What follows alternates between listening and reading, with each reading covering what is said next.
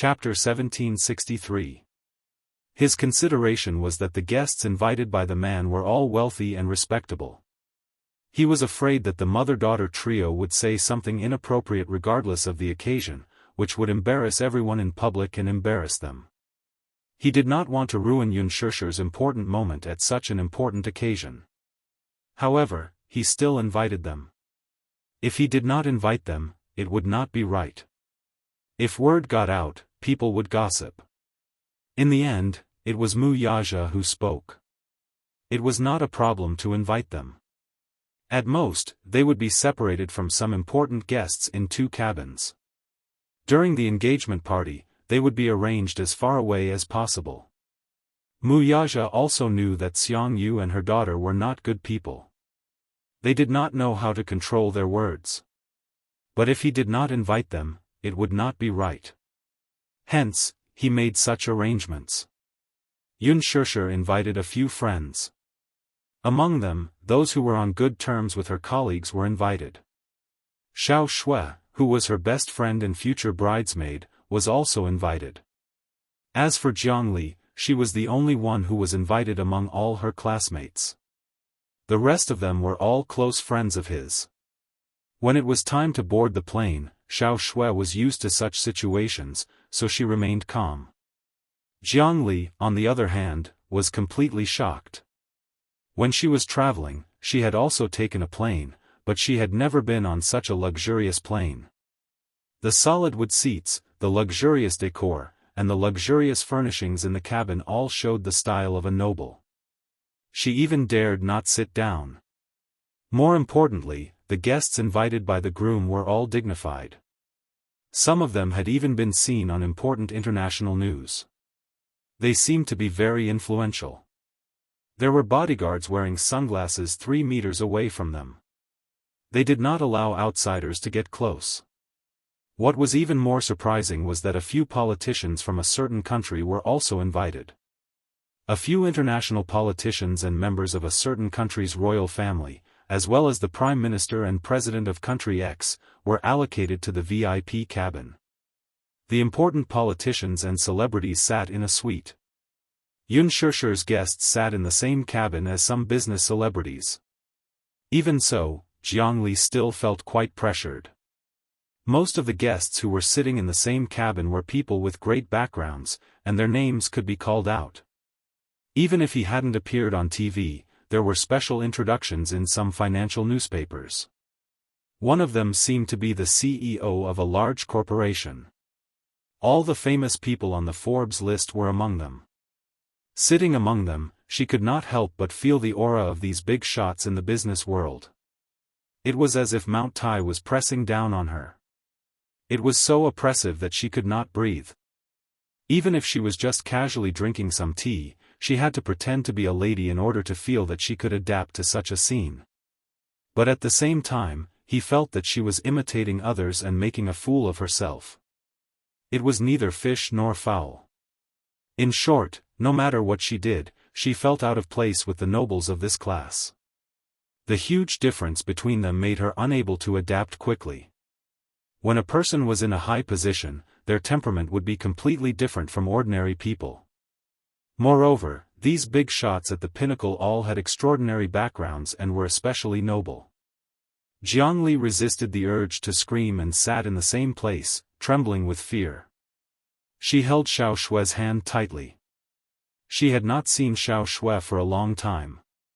The reason she was invited this time was because they were classmates. After all, they had been classmates for 4 years. Jiangli had been good to Yunshishi, and Yunshishi was grateful to her. Therefore, she made an exception and invited her from among her classmates. Chapter 1764. Due to that class reunion, everyone had parted on bad terms. She thought that her relationship with Yunshishi would end just like that. When Jiangli received her invitation, she was more touched than surprised. She then seriously prepared a 4-digit red packet. This was already considered a decent amount among the commoners. However, compared to Mu Yaja's guests, it was not even worth a mention. To put it bluntly, a private jet flight to a private island for a vacation was not even worth this bit of money.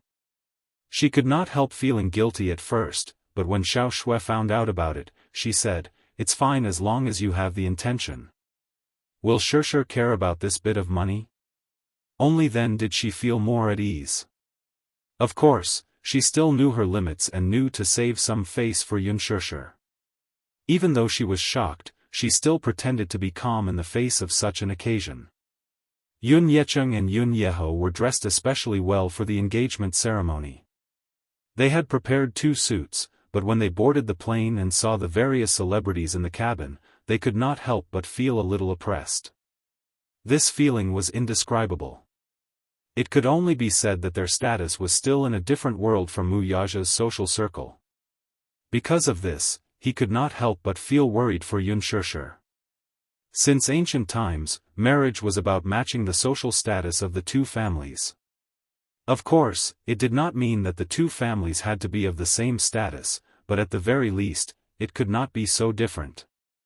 One was a commoner while the other was from the upper class. The difference between them could not be summed up in a few words. He was afraid that Yun Shishir would inevitably suffer after marrying into the Mu family. Most of the rich and powerful would not fancy Yun Shishir's family background. This was what he was most worried about. In the end, due to his nervousness, Yun Yecheng had no choice but to bring his younger brother to the same cabin as Xiang Yu and her daughter. The moment Xiang Yu saw Yun Yecheng, she hurriedly pulled him to the side and said, "Brother Cheng, you're here. You're being a little unkind in this matter. How could your daughter be so capable to hook you up with such a rich husband? You've been hiding it from us all this time." Yun Yecheng was stunned. Xiang Yu couldn't help but ask, "What is the background of Shishir's fiancé? From the looks of it, they've even sent out a private jet. You must have a lot of money, right?" Yun Yecheng knitted his brows in disgust at her question. "I don't care about Shishir's fiancé's family background. I only care about whether he loves Shishir, whether he dotes on Shishir, and whether he treats Shishir well. I don't care about anything else. How can this be?" But Xiang Yu didn't agree. "He is your son-in-law. You don't even know him well. Why do you care about him?" Then, she guessed mysteriously, "I think his background is not simple. How could he afford such a luxurious private jet if he wasn't a billionaire? Brother Cheng. If you ask me, Shishir is really not bad at all. With her finding such a rich husband for you, you won't have to worry about your wealth in the future." Chapter 1765. Yun Yecheng gave her a lukewarm smile and glanced at her expressionlessly. "I don't care about these things. Shishir being able to find a man who loves her and their children being able to spend the rest of their lives together is the most important thing. Everything else, be it rich or poor, is secondary." Sigh. "Look at you. You have the life of luxury, so why are you so unappreciative?" She was exasperated at his failure to live up to her expectations. Yun Qingmiao, who was curious, also came forward and inquired, "Uncle, Shishir is really lucky. She can find such a handsome and rich husband. One can't be too worldly when looking at things and people. When 2 people are together, the most important thing is their feelings. Other material conditions are not important at all." Yun Yecheng did not take this matter seriously. He had never thought of the glory and wealth he could enjoy in the future if Yun Shishir and Mu Yaja were together. To put it bluntly, if Yun Shishir led a good life, he was willing to work harder for the rest of his life. That was what he really thought, and that was what he did. After returning to the capital, he immediately found a job to take care of Yun Yeho while working.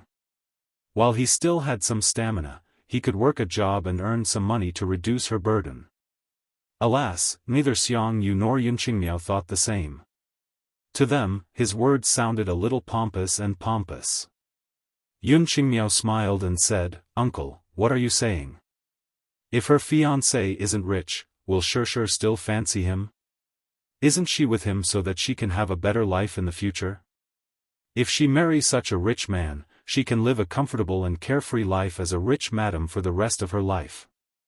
She doesn't have to work or earn money as she has a husband to support her. As long as she works hard to give birth to his children, her life in the future will be very comfortable. Xiangyu also sighed at the side. That's right. Xirshi's good fortune was not something that could be obtained through envy. If possible, let Qingmiao and Qinli visit Xirshe and learn from her.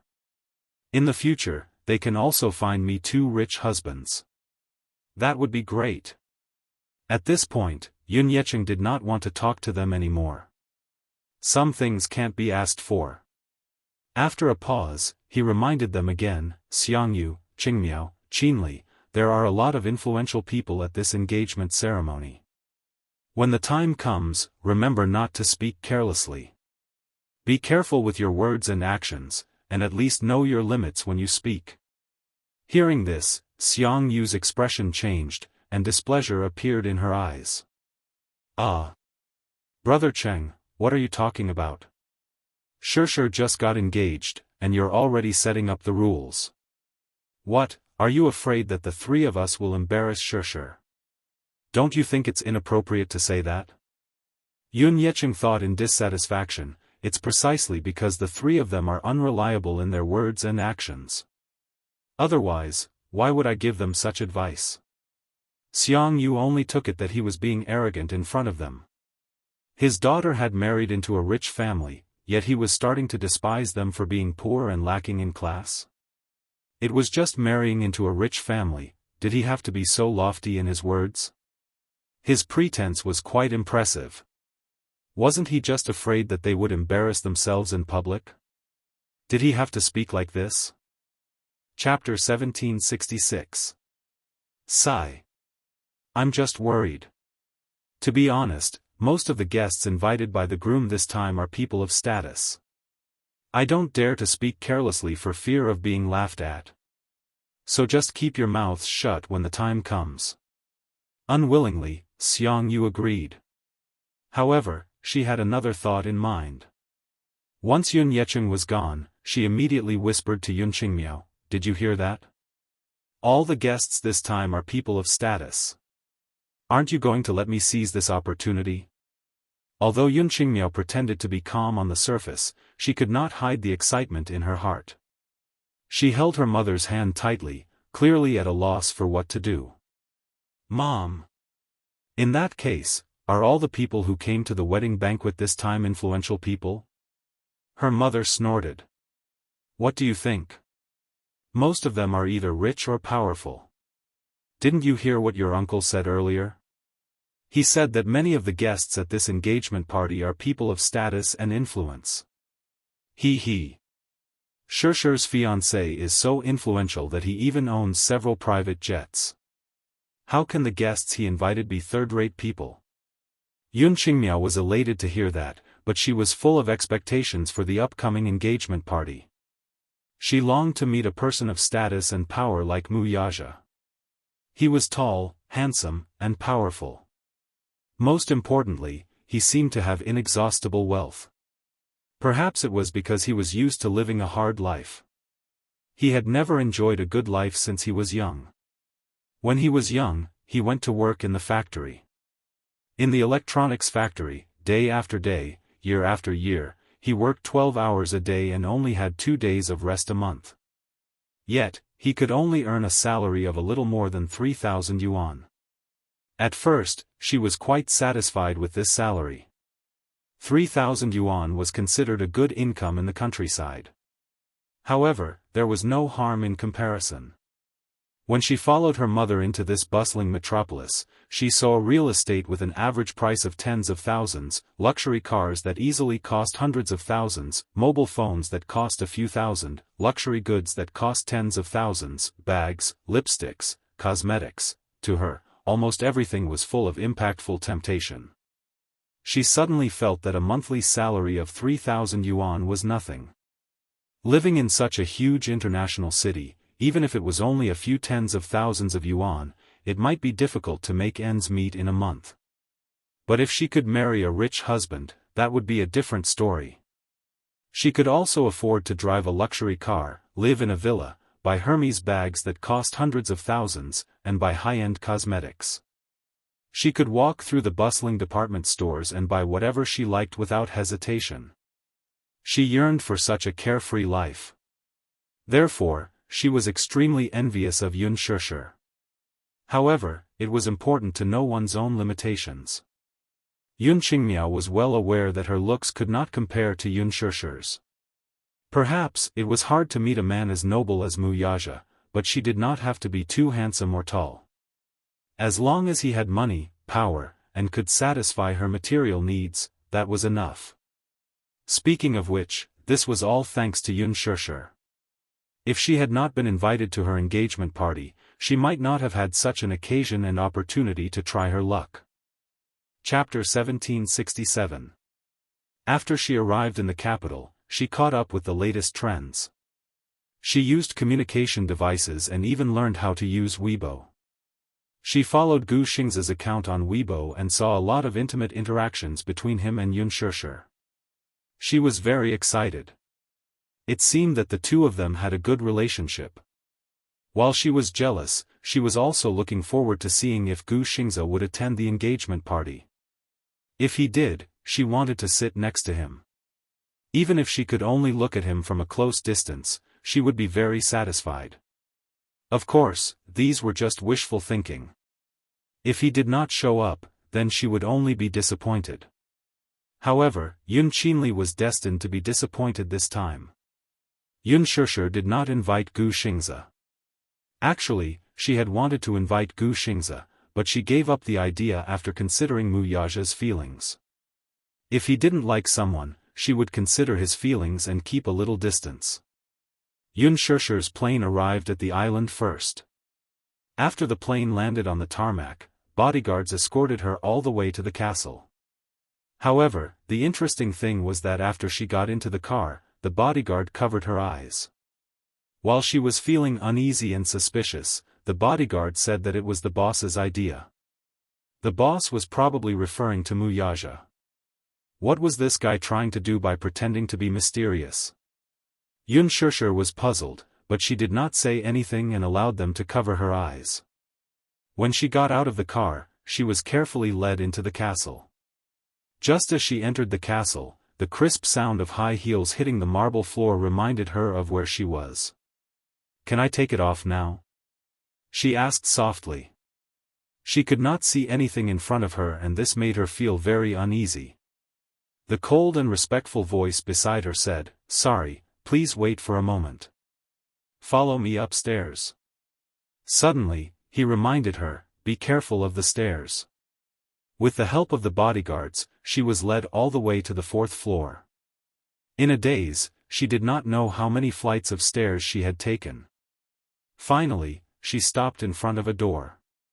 After the bodyguard sent her into the room, he quietly retreated, closed the door, and left.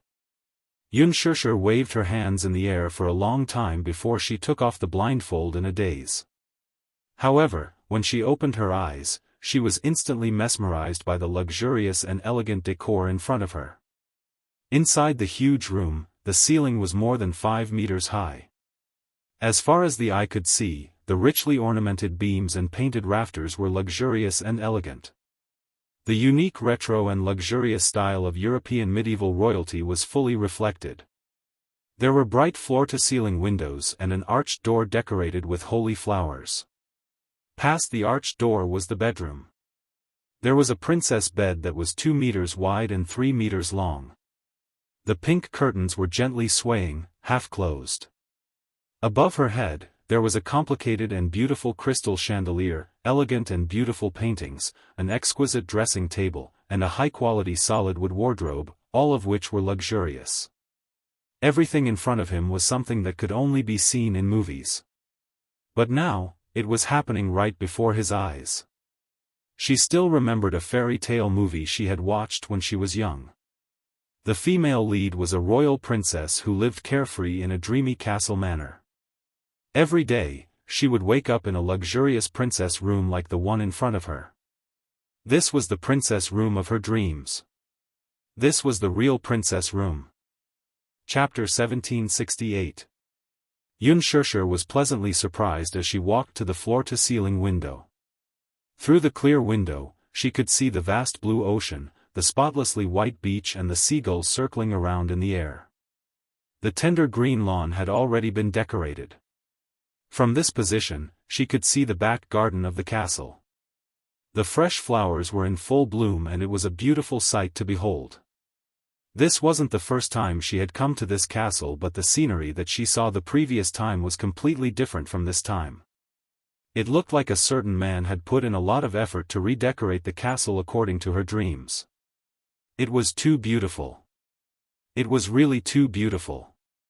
If she could, she really wanted to live here for the rest of her life. How blissful would that be? She loved the boundless blue ocean and spotlessly white beach the most.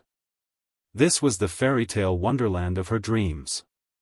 Xianxia clutched her chest as her heart was beating like thunder. Everything in front of her gave her a huge surprise. A pair of arms suddenly hugged her from behind. Following that, she was pulled into an embrace from behind by a strong arm.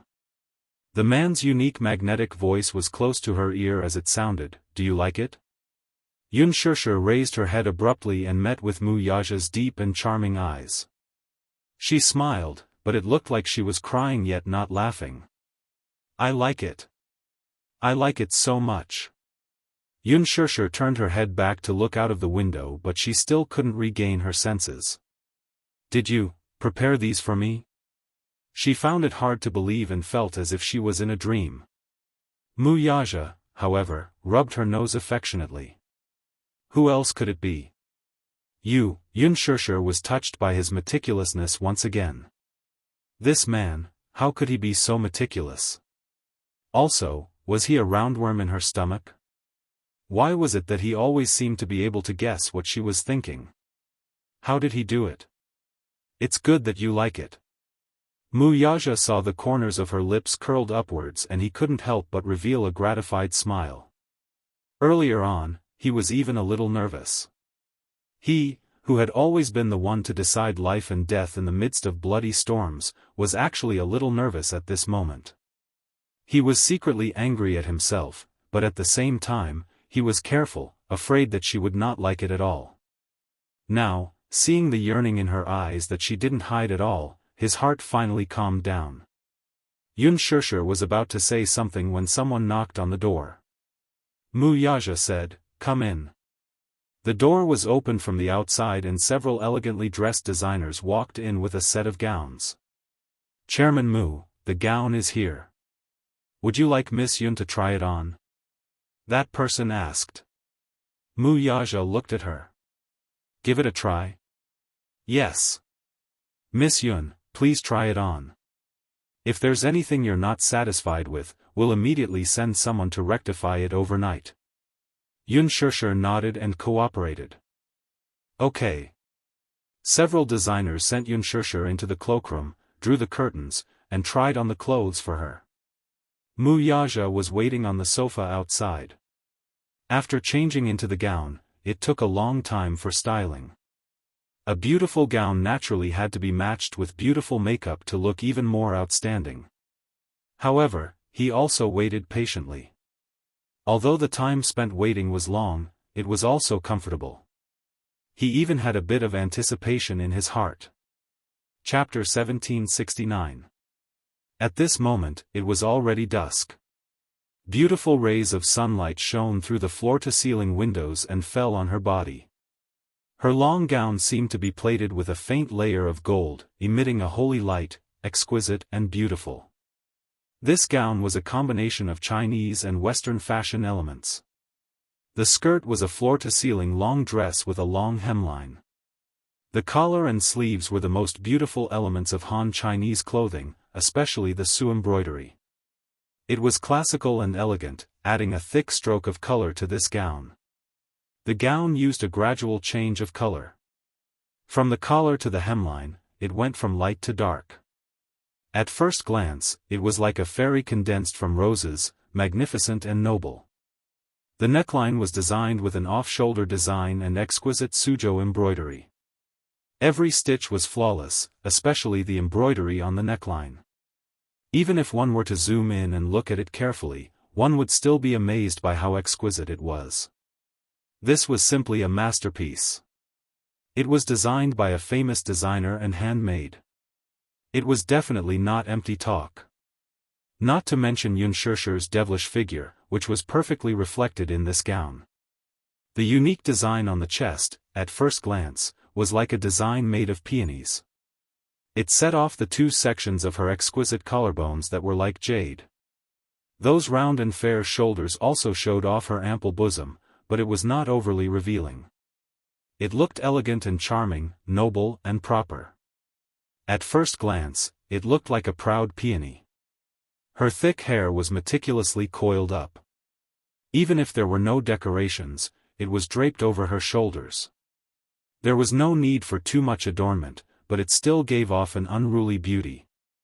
Her previous image was like the pure and beautiful style in The Green Apple, and the antique beauty in Lethal Beauty. She had never been as domineering as she was today. It turned out that her beauty could also be so flamboyant. Muyaja's gaze suddenly fell on her face. Her small face had been carefully sculpted by the stylist and was delicately painted with makeup. Yunshirsha was originally a natural beauty. Even without any makeup, she had a face that people could not bear to look away from. At this moment, after the makeup, her beauty had a unique dark color. The gown was designed in Han Chinese. The makeup was also designed to match the design of the gown, using the crystal peach blossom makeup. The stylist did not go with the trend. Instead, he used a combination of Chinese and Korean makeup. Her curved willow-like eyebrows were slightly smooth, and light brown eyebrow powder that outlined her eyebrows, thick and curly long. Even if she said that she envied Muyaja's eyelashes, her eyelashes, thick and curly and long. Even if she said that she envied Muyaja eyelashes, her eyelashes, thick and long eyelashes. Was thick and curly long, her eyelashes were thick and long. Chapter 1770. What did it mean to capture a person's soul? It probably meant that with just one look, one's heart would be tightly grasped and not let go. It was as though one was possessed by a demon. Like a demon, like a charm, her eyes were like silk. Her fair and translucent makeup looked like it could be broken with a flick of a finger. Her skin was naturally good, and her soft red lips were embellished with a little lipstick. The bright red lipstick didn't appear gaudy, but instead gave a direct visual impact. Her black hair, black eyes, and red lips were moist and moist. When the corners of her lips curved slightly, it was like a blooming flower. He couldn't wait to kiss it and smell that sweet fragrance. Muyaja's throat tightened slightly. He held his breath deeply and held it. His gaze fell on her body, but he couldn't bear to look away. It was as though he had tasted a mouthful of wine that had been sealed for 100 years. Just one mouthful and his heart felt slightly tipsy. Even his body felt a little hot. But he knew in his heart that this reaction wasn't because he had drunk the wine. The man suddenly stood up and walked in front of her. When Yunshirsha saw him approaching, his gaze landed on her body without blinking. For a moment, she couldn't help but feel nervous. She was even more nervous than the last time she acted in front of the camera.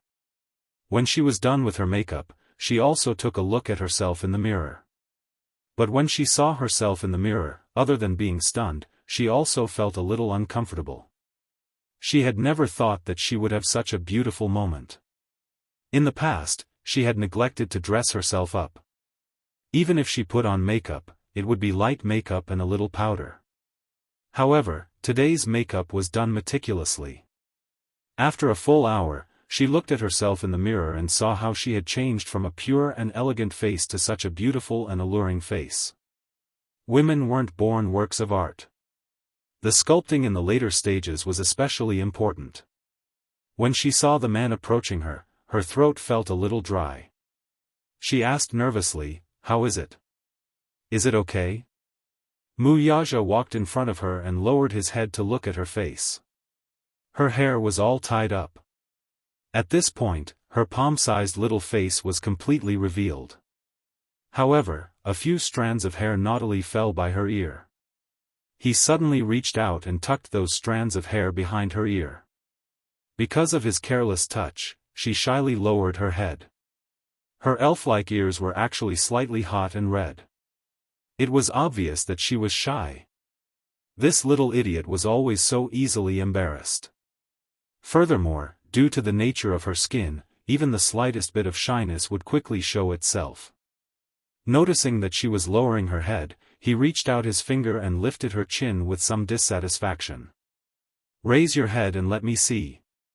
Xianxia raised her face shyly, but the corners of her eyes drooped slightly. Her eyelashes, which were like black phoenix feathers, flickered and trembled from time to time. It was obvious that she was too nervous. Oh God, how could she be so nervous? What a disappointment. Xianxia was secretly embarrassed and annoyed. She couldn't help but clench her fists a little tighter. However, she heard his mellow voice say warmly above her head, "Very beautiful." The sudden voice made the air in her brain thin for a few seconds. Her face heated up even more. Really? She looked at him and saw that the amazement in his eyes was undisguised. His heart was moved. It was more than just his heart being moved. Chapter 1771.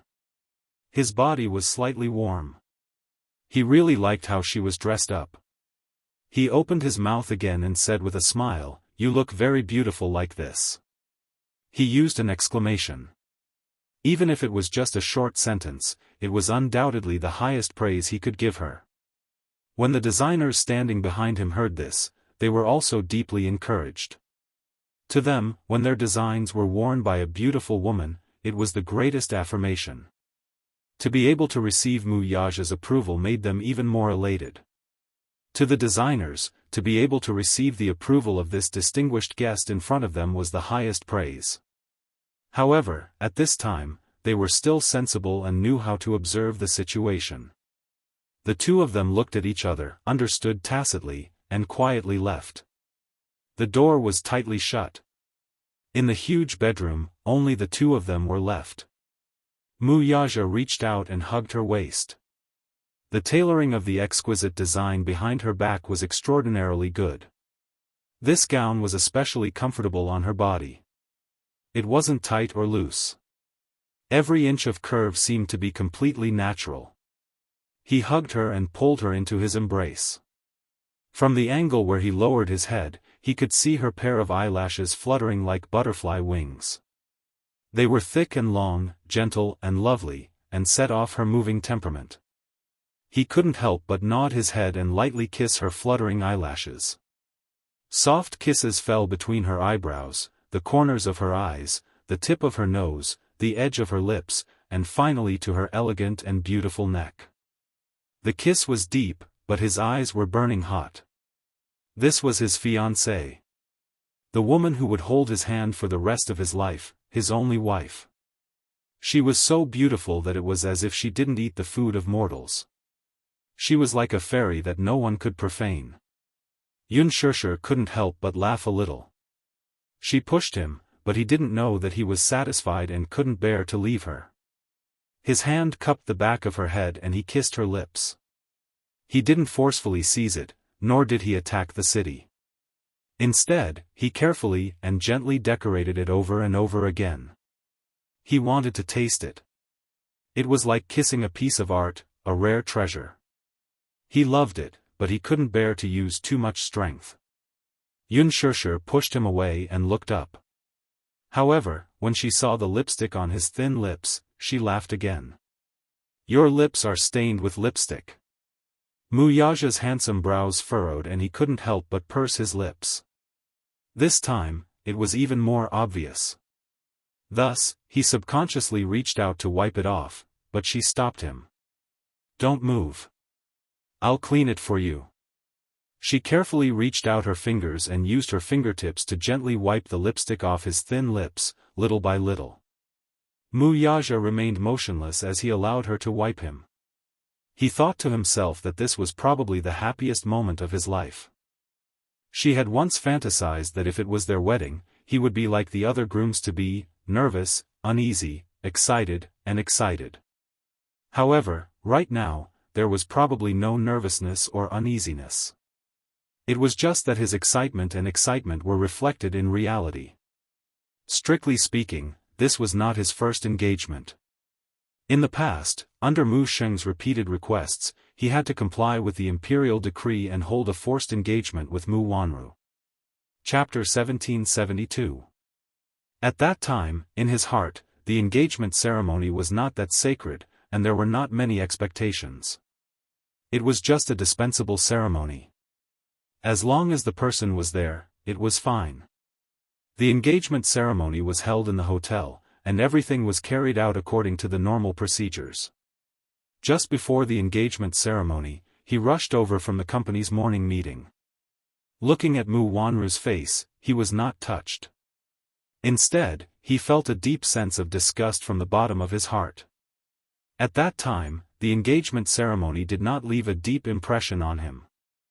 Among the blessings that were either feigned civility or had ulterior motives, he went through the entire process as if he was putting on a show. He had never thought that there would be a day when he would put so much effort into an engagement ceremony. Unspoken did not know how much effort he had put into this engagement ceremony. Everything was done by himself. Even this huge bedroom was redecorated according to his ideas by the designers. But now, when he saw his fiancée standing in front of him with a sweet smile, his heart was greatly touched. Mu Yaja curled his lips slightly, but he could not help but smile. He caressed her cheek as if he had not had enough. Unspoken slapped his hand away coquettishly. "Don't touch.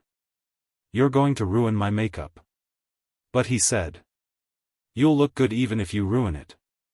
Unspoken was stunned. She did not expect that he would take the initiative to say such sweet words of love. She laughed and teased him. "I didn't expect that sometimes, your mouth can be so sweet." Mu Yaja glanced at her and caught the secret smile in her eyes. He reached out and easily caught her hand. Nodding his head again, he covered her mouth with his and whispered, "I never lie. You're good looking, and you're good looking. Hey! Are you trying to bewitch me?" Unspoken said coquettishly, "Stop it. Don't try to confuse me with sweet words." "Really?" Mu Yaja emphasized again and again. "My wife, the world's most beautiful woman. The world's most beautiful woman." These 5 words were about to send her to the clouds of happiness. Unspoken pursed her lips and couldn't stop laughing. As she laughed, she gently poked his chest with her finger. "My husband is also the world's most obedient." Sometimes, the words he said made people's hearts feel as sweet as honey. In her heart, his image had always been unsmiling. He was always cold and resolute, but she didn't expect him to have such a gentle side. Obedient? Mu Yaja repeated this word in his heart and furrowed his brows. "Yes." Mu Yaja laughed deeply. This was the first time someone had used the word obedient to describe him. Listening to his laughter, Unspoken could not help but indulge in it, and her heart collapsed. His voice was extremely low, and when he laughed, it was extremely magnetic. It possessed an extraordinary bewitching power, and people couldn't help but be captivated. She didn't have any ability to resist his laughter. Mu Yaja raised his eyebrows and pinched her nose. "Obedient? Are you sure you want to use this word to describe me? Can't I? Either way, it's all up to you." Unspoken suddenly couldn't help but hug him. Her hands folded behind his waist, and her face gently rested on his chest. There was a kind of dreamlike happiness. Chapter 1773. Mu Yaja gently caressed her silky hair, only to hear her say worriedly, "If you continue to spoil me like this, won't you spoil me?" Would he spoil her until she became even more arrogant, willful, and unruly? However, Mu Yaja said matter-of-factly, "I should spoil you until you're unruly, like a little princess, willful and arrogant. I'll spoil you more than anyone else." She couldn't help but feel a little surprised. Why? He looked down at her and smiled gently. Because this way, you won't be able to leave me. He would spoil her a little more. She would rely on him a little more. He liked her dependence. Even if they were together, he would never tire of it. If Lu Jinyu were present at this moment and saw this scene, he would definitely sigh like an old man. This is the sour smell of love. What a torment for single people. At the same time, he would also silently complain that Boss was such a cold-hearted man. Who would have thought that he couldn't escape the fate of being a slave to his wife even when he was deeply in love? Yun Shishir didn't know whether to laugh or cry. Slave to his wife. His wife came first. She was also happy. Muyaja glanced out of the corner of his eye and saw a pair of red high heels quietly placed on the low table. He suddenly picked her up and carried her to the sofa. Then, he knelt on one knee in front of her and picked up one of her high heels with one hand. His other hand, under her skirt, easily grabbed one of her fair and tender feet. His touch made her involuntarily shrink back shyly. However, he didn't allow her to retreat and held her foot firmly in his hand. Her feet were really not big. They were only about size 35 to 36. She was not short, but her small feet were not even as big as his palm. She was so small, and her hands were so small. Even this pair of jade feet could be held in one hand. She suddenly spoke up, trying to stop him. He raised his eyes to look at her. His handsome eyes were deep and his gaze was burning. She immediately blushed and nervously grabbed the corner of her skirt, crumpling it. Looking at this posture, was he going to personally try on the high heels she would wear at the engagement party? However, seeing him kneeling on one knee and lowering himself, she couldn't help but feel a little uncomfortable. He had always been high and mighty, like an emperor. Now that he was kneeling on one knee in front of her, she felt a little shy. At the thought of this, she immediately blushed and said, I can do it myself. No need, you sit down. As he said this, he held her foot and gently put the beautiful red high heels on her foot. It was neither too big nor too small, just right. The red high-heeled shoes did not have any repetitive design. The shiny slanted shoes set off a luxurious and elegant feeling. He then put it on the other high heels for her. Inzzzzzzzzzzz, SSSSSS, SSSS, SSSSS, as if he's. In contrast to hers, his s was as if serving her shoes was a matter of course, and there was nothing to be surprised about. After putting it on, he helped her stand up. The skirt fell to the ground, covering a pair of jade feet. She walked back and forth, and the high heels fit her perfectly. Chapter 1774. Just as he was about to walk toward her, there was a knock on the door. Yun Shishir looked over curiously, thinking that it was the designer outside. In the end, the door was opened from the outside before she could let him in. Xiang Yu's chattering voice reached their ears. Shishir? Are you there? I heard from them that you're in this room. Hearing this, Yun Shishir's brows furrowed tightly. She knew who had come. Xiang Yu, Yun Qingmiao, and Yun Shishir arrived at the castle in a car right after they got off the plane. After the butler settled the three of them down, Yun Qingmiao and Yun Qinli went into a frenzy. They were still guessing where Yun Shishir and Mu Yaja's wedding would be held. They thought that Yun Shishir's wedding would be held in a romantic place like Bali, Sanya, or the Sea of Love. After they got off the plane, they thought that the hotel was arranged for them. However, when they heard that the destination was a private island, they did not get it until they got off the plane and were sent to the castle. The sisters were utterly shocked. A castle? A castle built on a private island? They stood at the castle's entrance and looked up at the majestic, palace-like retro castle. From afar, it was noble and gorgeous, filled with the classical style of medieval European royalty. At first, they were still in disbelief and convulsion. It was only when the butler welcomed them in that they dared to believe what was happening before their eyes. Oh, God! How rich is Yunshishi's fiancé? To be able to own his own castle on a private island, he must be worth at least hundreds of millions of yuan. They heard that there were exclusive helicopters and luxury yachts on the island. How could they not be shocked when these luxuries, which they had only seen on the news, appeared before their eyes in real life? Does all of this belong to Muyaja? In that case, all of this will belong to Yunshisha in the future, too.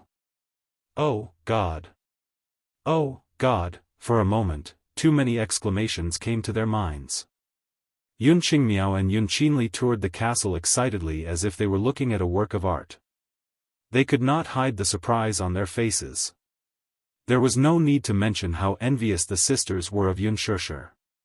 Which girl didn't dream of having a castle of their own? However, all of this could only be imagined. Who would have thought that Yunshisha would have everything so real? Yun Qingmiao, in particular, was so jealous that her eyes were red. She wanted it too. She wanted a private jet, a private castle, a yacht, and a beach. She wanted everything she could see. Vanity was like a germ, quickly spreading and occupying one's heart. When they opened the door and saw Yunshisha in a luxurious and elegant gown, the three of them were stunned. Then, they surrounded her with envy. When they passed through the arched door, Xiangyu saw Muyaja. She was startled for a moment, then her lips curled into a warm smile. Little Mu. You're here too. Because of the angle just now, he didn't see him immediately. Upon seeing Muyaja, Yun Qingmiao and Yun Qinli exchanged glances and smiled sweetly. Brother Mu. Brother-in-law-to-be. Muyaja only gave a low hum of acknowledgement, but the smile on his face quickly faded and became a little colder. Chapter 1775. Yes. We just arrived. We heard that you're here, so we rushed over to see you. Xiangyu's smile was incomparably affectionate, and there was a fawning look in her eyes as if she was trying to get close to her. Yunshisha, however, asked awkwardly, "Why didn't you knock before coming in?" This question stumped Xiangyu. Yun Qingmiao grinned and said, "The door isn't locked, so we pushed it open and came in." Did we disturb you? The door was not locked, so they pushed it open and came in? Wasn't this reason a little too pompous? This room was her personal space, after all. How could they enter without knocking or asking for permission?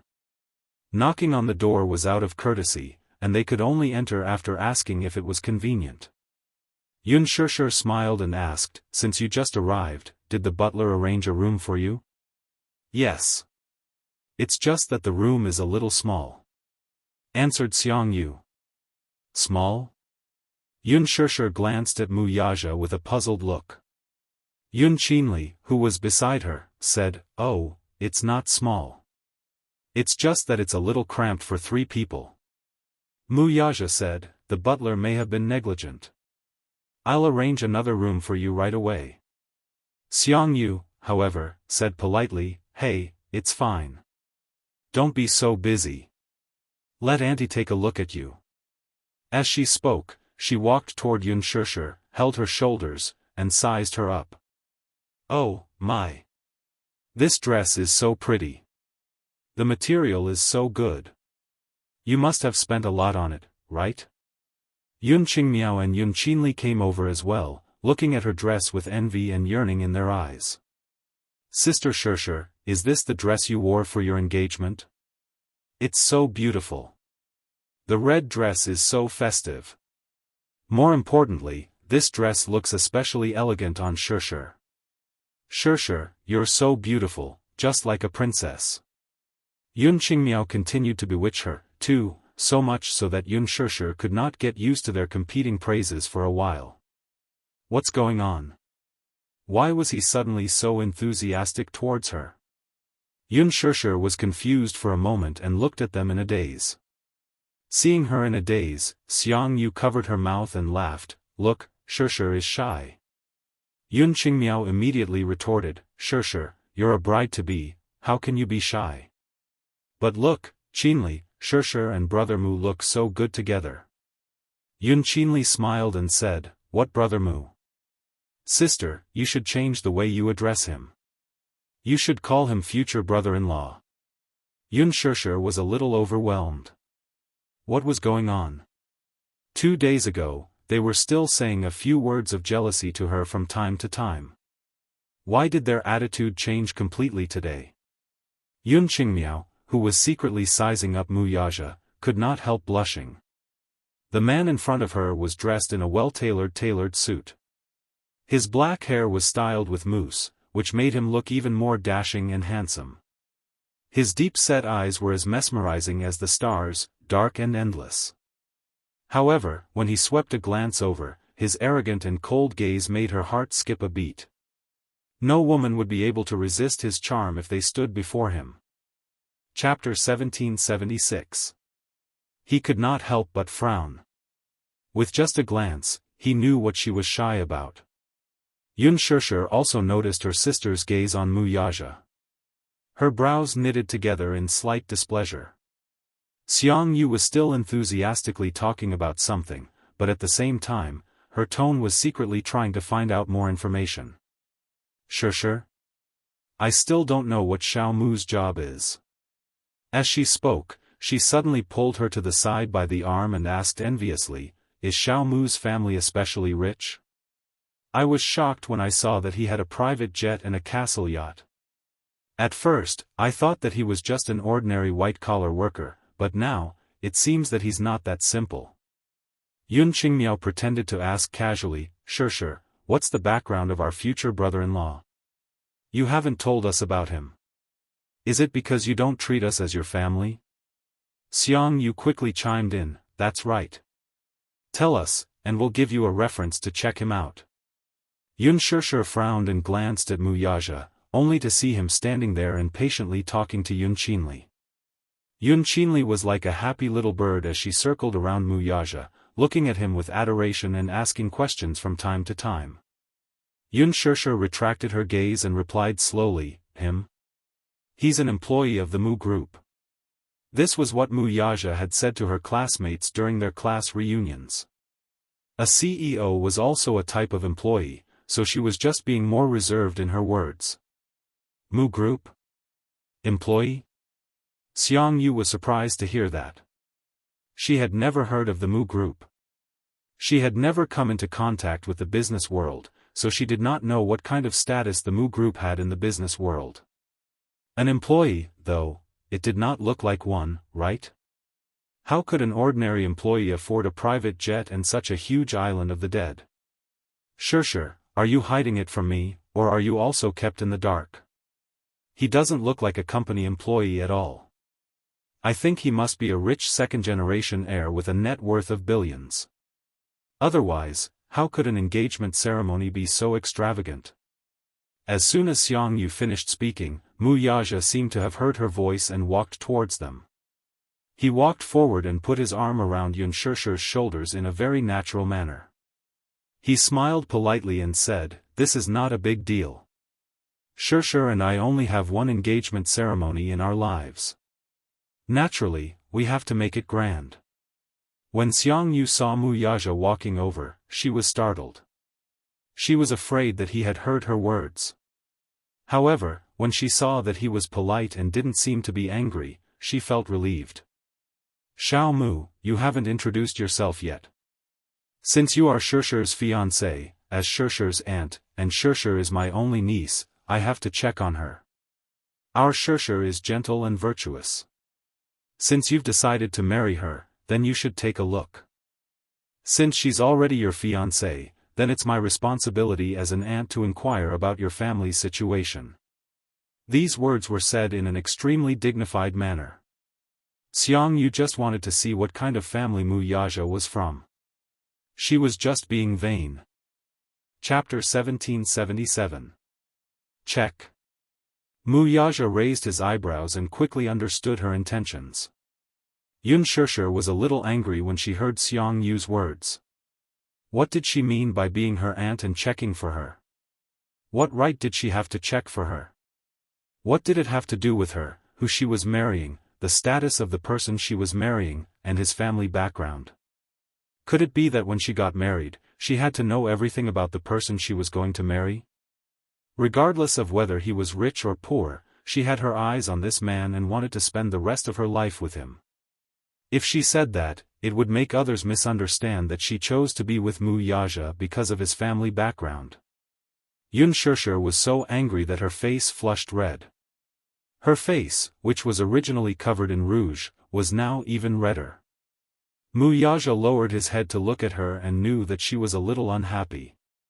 Hence, he said, Xianxia is my fiancée and the wife that I have decided to be with for the rest of my life. There is no doubt about my feelings for her. Of course, the so-called sincerity is not something that can be proven with empty words. I will only say that regardless of whether I am rich or poor, even if I have to give up everything, I will not let her suffer. Moreover, the so-called power, wealth, and status are never eternal. But my sincerity towards her will never change in this lifetime. His voice was deep and mellow, with a charming magnetism. His words were not to be refuted. Xiangyu was stunned. His sincere confession was so deep and sincere that it indirectly refuted her words. Instead, it made her words seem even more pretentious. Who was Wuxia? He had been on the battlefield for a long time and had traveled through bloody battles. He had seen many schemes and schemes. No matter who it was, what they were thinking, or what they were thinking, he could see through it all with just one look. How could Xiangyu's narrow-mindedness escape his eyes? With just a few words, she had no choice but to shut up. His invisible and imposing aura made her feel a little light-headed and light-footed. This man's aura was not ordinary. His words were overbearing, making people have no choice but to submit to him. Xiangyu smiled awkwardly and nodded, "That's right. What power? What wealth? It's all fake. Only sincerity was real. The most important thing is that you care about Xianxia and the two of you are happy together. It's good that you understand." Wuxia paused for a moment, then said in a deep voice, "Now, I'm going to bring Xianxia to meet a few of my important guests. Please return to your room. If you need anything, just instruct the housekeeper. Don't go out and walk around as much as possible. Be careful not to get lost." With that, he hugged Xianxia and left the room without looking back. Xiangyu was momentarily stunned by his domineering declaration. She stood rooted to the ground, unable to recover her senses for a long time. Yunqingmiao, who was behind her, was more observant. She could vaguely detect a hint of mockery in Wuxia's words. Her face turned pale as she tugged at her mother's clothes. "Mom, what you said just now was too straightforward. People will think that we haven't seen the world." "Humph. This brat clearly doesn't put me, his aunt, in his eyes." After Xiangyu came back to her senses, she was clearly very angry. Chapter 1778. She should be thankful that she was Yunxia's aunt. Even if she were to spend her entire life like this, it would be impossible for her to stand before Wuxia and let him take a look at her. Having said that, Xiangyu couldn't say anything else. The three of them could only return to their room resentfully. However, just as Wuxia had expected, they really got lost in the huge castle. Helpless, they could only ask the butler to bring them back to their room awkwardly. Along the way, Yunxia was still puzzled. She didn't know who this man was bringing her to see. It wasn't until they arrived at the reception room that she saw Lu Jinyu sitting on the sofa and smoking a cigarette that she suddenly realized what was going on. The moment Lu Jinyu saw Wuxia push open the door and enter, he saw the woman in his arms. He immediately stood up and greeted with a smile, "Chief, sister-in-law." Yunxia smiled at him politely. She had a better impression of him after he helped her at the hospital last time. However, facing the lingering smoke in the reception room, she still frowned uncomfortably and waved her hand slightly. She actually didn't like the smell of cigarettes. It was very suffocating. However, Lu Jinyu knew how to read people's expressions. Seeing that she seemed to be a little disgusted by the smell of cigarettes, he immediately put out the cigarette in his hand in the ashtray. Unspoken was touched by his action. He knew how to take a woman's feelings into consideration. This man should be an elegant gentleman with good etiquette. There were 3 other unfamiliar men sitting in the reception room. They also stood up behind Lu Jinyu and greeted Wuxia, boss. One of the handsome men, who looked slightly younger, looked at Unspoken with a hint of surprise in his eyes. However, more than that, he couldn't hide his amazement. This must be sister-in-law. Unspoken smiled politely. Hello. Wuxia said, let me introduce you. This is your sister-in-law, my fiancée. From now on, all of you should follow Jinyu and call her sister-in-law. When everyone heard this, they first glanced at Unspoken and smiled at each other. Then, they said in unison, hello, sister-in-law. Unspoken did not know whether to laugh or cry at such a situation. They are. You didn't even introduce them to me. Unspoken secretly rebuked. Wuxia introduced Lu Jinyu. You should have met this man before. Lu Jinyu is in charge of all the affairs of the corporation under me. He's very capable. Lu Jinyu smiled and said, sister-in-law, we met a few days ago. You should still remember me. Unspoken pretended to be confused and said, I don't remember. Lu Jinyu turned pale with fright. No way. Sister-in-law, it's only been 2 days and you've already forgotten about me? After saying that, he couldn't hide the disappointment and sadness on his face. Unspoken giggled, but she was a little shy. I'm just kidding. It's all thanks to your help at the hospital that day. How could I forget? Lu Jinyu was stunned, but he laughed out loud. His sister-in-law was really cute sometimes. This is Jianghu. Don't be fooled by his baby face. He's actually 27 years old. Wuxia introduced the man who looked exceptionally young and tender. Jianghu immediately protested, boss. You can't do this. I'm only 18 years old. Chapter 1779. Judging from his appearance, she had thought that he was underage. It turned out that he was only 1 year younger than Wuxia. Wuxia then proceeded to introduce the rest of the team members. They were all his right-hand men, who were in charge of all the affairs of the Jianghu financial group. For example, Jianghu looked young, but he was the financial director of the Jianghu financial group and firmly controlled the financial power. Another was Pei Xiaoyu, the public relations director of the Jianghu financial group. He was about 25 or 26 years old and looked gentle and refined. The last was a slightly older man, Jing Cheng. The 4 of them were also attending the engagement party as Wuxia's brothers. After Wuxia's introduction, the 4 men immediately gave Unspoken a friendly and respectful smile. The 4 of them addressed her as sister-in-law, but Unspoken was a little at a loss. She blushed slightly. This was the first time she was facing Wuxia's brothers, so she couldn't help but feel a little embarrassed. However, after interacting with each other, they were all experts in EQ. After laughing and chatting, they easily dispelled the awkward atmosphere. They all had a close and friendly attitude towards Unspoken. After all, she was Wuxia's fiancée, so they naturally liked her. Jianghu even circled Unspoken twice and sighed in amazement. You're indeed the woman that boss likes. Sister-in-law, you're really elegant. This is the gown that you'll wear at the engagement party, right? Oh, sister-in-law, you're so beautiful in it. You're just like a fairy.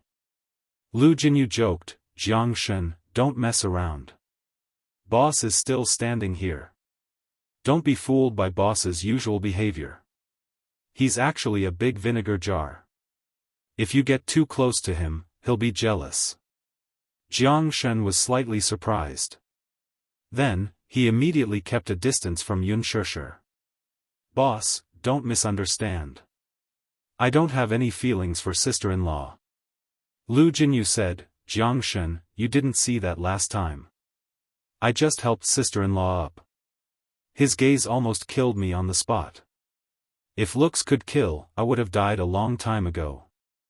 When everyone heard this, they burst into laughter again. The atmosphere in the reception room quickly livened up. It seems that after getting married, boss must be a slave to his wife. He'll listen to his wife. I'm afraid that we won't have any status in the future. Lu Jinyu sighed and shook his head as he said this. Mu Yaja shot him a look, and he immediately shut his mouth, not daring to say another word. Jiang Shen, who was standing at the side, said coolly, Jinyu, be careful with your words and actions. You'd better be careful with your words. Boss is very vengeful. If you offend him, you might lose your year-end bonus this year. Lu Jinyu immediately said pitifully, no. Boss, you'd better not to be a problem boss. I'm still hoping to earn some money and find a wife in the future. You have a wife, but the rest of us are still single. You mustn't make things difficult for us. Everyone burst into laughter again. Yun Shishir realized that when he was with them, Mu Yaja's face was not as cold as usual. Instead, he had a warm smile on his face. He did not feel much disgust when he saw his brothers making fun of him. In the Mu group, he had always been a man of his word.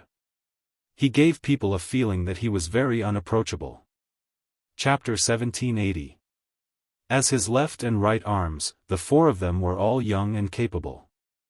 Mu Yaja had taken a fancy to their character and talent, so he recruited them. From the establishment of the Xingyu Financial Group until now, the five of them had gone through storms together. It could be said that they had many years of revolutionary feelings and had long cultivated a tacit understanding that was as close as brothers. With just a glance, they could understand each other tacitly. Lu Jinyu suddenly asked, Boss, didn't the two young masters come?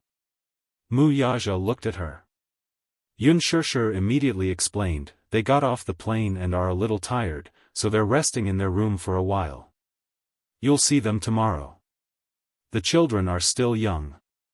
After such a long journey, they must be tired.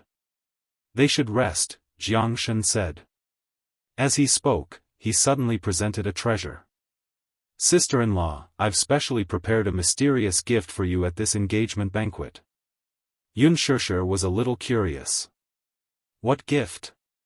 You'll be able to see it tomorrow. Wait and see. You'll definitely like it. Jiangshen was smug and obviously very confident. Lu Jinyu mercilessly undermined him. If sister-in-law doesn't like it, you'll be embarrassed. It's better than you. You came empty-handed. How can you have the nerve to criticize me? What do you mean I came empty-handed? I've prepared a big red packet for sister-in-law this time. Jiangshen ruthlessly disdained. How tacky. Lu Jinyu instantly felt hurt and looked at Yun Shishir pitifully.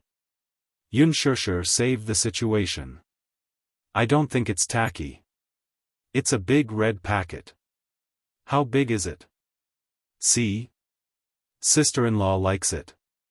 As he spoke, Lu Jinyu smiled mysteriously and winked at Yun Shishir. It's a very big red packet. You'll know when you count it. Yun Shishir smiled and did not take his words to heart. Still, it was true that she was shocked by Lu Jinyu's handiwork afterward. She thought that the so-called big red packet would be at most 6 figures, which was already impressive. And the result? Lu Jinyu, on the other hand, had prepared a total of 7 figures in red packets. Most of them were treasured currencies from various countries. There were several large gift boxes. Yun Shishir counted them so many that her hands were about to cramp. Yun Shishir didn't know whether to laugh or cry. Was this guy going to give her all his savings in a red packet? Of course, this was all in the future. After returning to her room from the reception room, Yun Shishir had dinner and decided to rest early. Tomorrow was the engagement party. She was nervous and slightly excited. She suddenly thought of something. She turned on the desk lamp and dialed Gong Jie's number. However, the number she dialed was not within the service area. Her heart suddenly felt a little gloomy. An indescribable desolation appeared on his face. Did he turn off his phone? Or was he purposely avoiding her? Was he still unwilling to attend her engagement party? When he thought of this, what followed was a huge disappointment. Perhaps she shouldn't have forced him to be there. It might not be a bad thing if he didn't come. After all, Gong Jie's hatred for the Mu family was already in his bones and blood. It was difficult to get rid of it. He did not strongly oppose her marriage to Mu Yaja, which was already the greatest satisfaction he could give her. Chapter 1781. The next morning, the stylist brought the perfectly ironed gown into the bedroom early in the morning, along with many bags of makeup. After washing up, it was time for more than an hour to put on makeup. The engagement party was divided into two parts. One was the engagement ceremony, and the other was a bonfire banquet. Thus, the stylist prepared 2 sets of gowns for her. The venue's makeup was done. The azure sea and the clear blue sky reflected each other. From afar, they formed a line. Above the clouds, a rainbow was faintly discernible. At a glance, it was as beautiful as a rainbow bridge. Seagulls hovered close to the sea's surface. A gentle breeze blew, and on the white beach was a fresh arch made of roses. These roses were picked when they were at their brightest. They were made into bouquets and flown in overnight. In the early morning, the servants put them on the arched door. The fresh and tender petals were still stained with transparent dewdrops. In front of the arch, there was a carpet of fresh flowers. Red, yellow, and purple were all blooming together. More than 100 seats were set up in the venue. In the center of the venue, 5 long buffet tables were set up. The kitchen had already started cooking desserts. In order to satisfy the needs of different guests, the flavors and ingredients were the freshest and most diverse. A fleet of BMWs was parked at the castle's entrance. Of course, the so-called fleet of BMWs did not refer to BMW cars. Instead, it was a fleet of snow-white horses. Just like in a fairy tale, everything was unbelievably beautiful. The guests who had arrived the day before were already awake. Some ran to the beach to enjoy the morning sea breeze after breakfast. Some were curious and wanted to see the venue setting, but they were politely asked to leave by the venue's security personnel. Yun Qingmiao, on the other hand, was lucky enough to catch a glimpse of the engagement party's setting. Jealousy filled her heart. How did Yun Shishir manage to hook up with such a powerful husband? It's just an engagement party. It's not even a formal wedding. Why did they spend so much money on it? They even lied to us by saying that he's a company employee. Who are they kidding? As he thought about it, his heart felt twisted. He felt that this kind of life was too unfair. After Yu Yu and Xiao Yichen woke up, they ran to Yun Shishir's room. They had fallen asleep on the plane yesterday and were carried off the plane by the bodyguards. As a result, she missed the moment when Yun Shishir tried on the gown and missed the chance to see how beautiful her mother looked in the gown. Therefore, she hurried over early in the morning to inquire about it out of curiosity. The 2 little guys pushed the door open. In the huge princess room, the morning sun shone through the window. Yun Shishir stood in front of the floor-to-ceiling window. At this moment, she had already changed into a formal dress. She was like a blooming rose, making people unable to take their eyes off her. Xiao Yichen was stunned. He stared at her with his big, watery eyes without blinking. Yu Yu glanced at him and felt sorry for him. She kindly raised her hand to close his jaw that was about to dislocate. Xiao Yichen was still so shocked that he could not speak. He had never seen his mother look so beautiful. She was wearing a rose-colored gown and looked like a fresh flower. It was the most beautiful moment. Yu Yu waved her hand in front of his eyes. Hello? Mu Yichen, are you stupid? Chapter 1782. Unspoken was admiring the scenery of the beach through the window. The pure white beach, the circling seagulls, and the gentle sound of the waves crashing against the beach. Everything was so beautiful. The morning breeze by the beach blew in their faces, but they did not feel cold at all. Yu waved his hand in front of his eyes. Hey! Muichen, are you dumb? Xiao Yichen slapped away Yu's hand that was blocking his view. He ran excitedly towards Unspoken and hugged her from behind. Mommy! Unspoken was stunned. When she came back to her senses, she turned slightly and placed her hand gently on Xiao Yichen's shoulder. She smiled. Baby, you're awake. Xiao Yichen nodded his head vigorously and praised, Mommy is so beautiful. You look like a fairy. In the future, Mommy will wear such a beautiful dress every day, okay? Unspoken was amused by his innocent words. She raised her eyebrows and squatted down slightly so that she was at his eye level. She did not know whether to laugh or cry. How can I wear this dress every day? Yu walked over and said helplessly, this guy was stunned when he stood at the door just now. But Mommy, you look really good in this dress. Suddenly, he could not help but say viciously, maybe Mommy doesn't care about her appearance normally and doesn't pay attention to her appearance. That's why you look as beautiful as a fairy when you dress up. This was why Muichen was taken aback by the disparity in his heart. Unspoken did not know whether to laugh or cry at his words. She pretended to be sad and said, Yu, do you have to be so mean to Mommy? Xiao Yichen giggled and said, Yu has such a vicious mouth. Mommy, teach him a lesson. Yu glanced at him coldly and smacked him on the head. You're the one who's asking for a beating. Feeling aggrieved, little Yichen hugged his injured head and glared at him with a pitiful expression. Unspoken immediately said, Yu, don't bully your brother. Mommy, he's the one who bullied me. Yu looked aggrieved. When it came to acting innocent, he was an experienced veteran. When Unspoken saw his pitiful expression, she couldn't bear to scold him. Muichen retorted innocently, when did I bully you? It's clear that you've been bullying me more. You still have the nerve to ask me? Last night, you slept so restlessly. You kicked the blanket and hugged me like a bear. I didn't rest well the whole night. I was almost paralyzed by you. After Yu finished speaking, Muichen immediately looked guilty. All right. Both of you, stop fooling around, okay? Muichen nodded and said, okay. Today is Mommy's engagement party. Xiao Yichen, you have to be good. Yu ignored him and walked in front of Unspoken. Unspoken was squatting down so that they were at eye level. Mommy, Yu gazed longingly at his mother's face, which was as beautiful as a flower.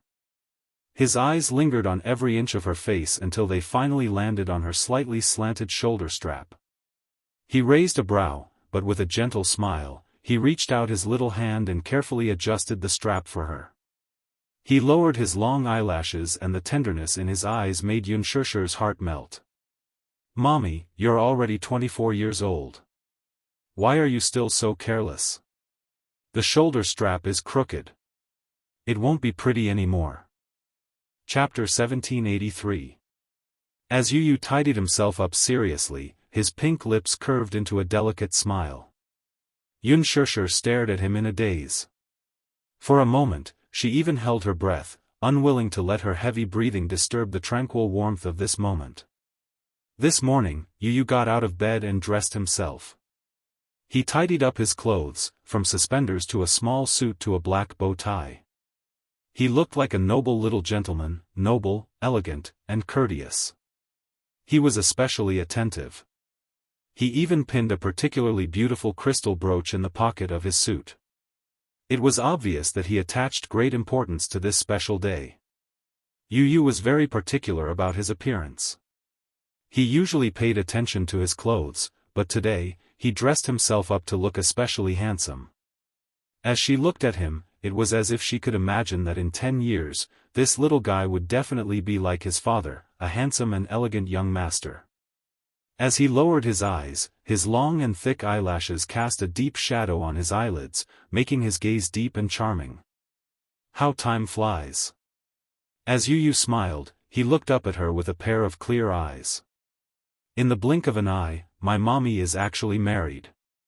Xianxia didn't know whether to laugh or cry at his old-fashioned tone. She deliberately teased him. Yu, why are you so old at such a young age? When you speak, you're as mature as a little old man. Those who don't know better would think that you're marrying off a daughter. It's not certain whether I'll have a daughter in the future. But I only have one mommy. I definitely can't bear to marry her off. For as long as he could remember, he and his mommy depended on each other. He originally thought that this kind of life would last for a long time. He even imagined that in the future, he and his mommy would depend on each other for survival until the end. He admitted that he was a mommy's boy. After all, in his life, Xianxia occupied the most important position. From the time he learned how to walk, eat, go to school by himself, and take care of himself, he worked hard for everything because he wanted his mommy to live the happiest life. At that time, he thought that since he didn't have a daddy and his mommy was so lonely, he must accompany her to the end. He was the only man in mommy's life. Therefore, he saw loving her and taking care of her as his most important mission, and it was his duty to do so. He did not feel that this was a burden. Instead, he enjoyed this responsibility and mission. However, on this day, his mission had probably been handed over to Wuxia like a baton being handed over. He felt happy and blissful, but he was also reluctant to part with her. He was happy because mommy finally had her own happiness. In the future, she would no longer be alone and would no longer be lonely. He was reluctant because after handing over this mission, he felt an indescribable sense of emptiness in his heart. His feelings for Xianxia were complicated and uneasy, generous and selfish. Xianxia saw that there were some complicated emotions in his expression. He seemed lonely, happy, and worried. For a moment, she couldn't figure out what this child was thinking in his heart at that moment. She smiled softly and gently placed her hand on the back of his hand. Yu suddenly turned his hand over to hold hers. Chapter 1784. Yu smiled and said, "Mommy, you love Daddy. But what I want to tell you now is that even though you'll grow old and I'll grow up, my heart will always be with you. Right now, I'm handing you over to Daddy because I believe that he'll be able to give you happiness and take on the responsibilities of a husband. But if he bullies you, feel free to tell me. If he lets you down, I won't hesitate to take you back from Daddy even if I have to give it my all. Do you understand?" For some reason, Xianxia felt an inexplicable bitterness in her heart when he said those words with such deep emotion. How could her Yu be so sensible? For a 7-year-old child to say such words, it was not something that should be said at his age. Xianxia pulled him into her embrace and smiled. "All right, Yu, Mommy will definitely be happy." Xiao Yichen suddenly stood aside and felt touched for a moment. Perhaps he could not fully understand Yu's current state of mind. If it was in the past, he would definitely think that it was just an engagement. After the wedding, the four of them would become a family and truly be together. This should be something to be happy about, shouldn't it? But now, he did not think so anymore. After spending so much time together, he truly understood the close bond between Yu and Mommy. It was a bond that was thicker than blood. These 7 years were neither long nor short, but they had experienced countless emotions and drifted through wind and rain. It was precisely because of this bond that Yu was worried that Mommy would not be happy. That was why he felt uneasy. Just like those fathers who married off their daughters, the atmosphere at the wedding was clearly so happy, but when they handed their daughters' hands to the young man, they felt reluctant, uneasy, nervous, relieved, worried, touched, all kinds of feelings, all kinds of feelings, all kinds of feelings, all kinds of feelings. As if they were telepathic, Xiao Yichen could even vaguely feel Yu's reluctance. He could empathize with him. Yu said seriously, "Mommy, you must be happy. Otherwise, he would definitely regret his decision." He regretted handing her over to his father. Yun Shishir gently caressed his palm-sized handsome face and nodded with a smile. However, her eyes were faintly moist. She tried her best to hold back the sourness in her heart.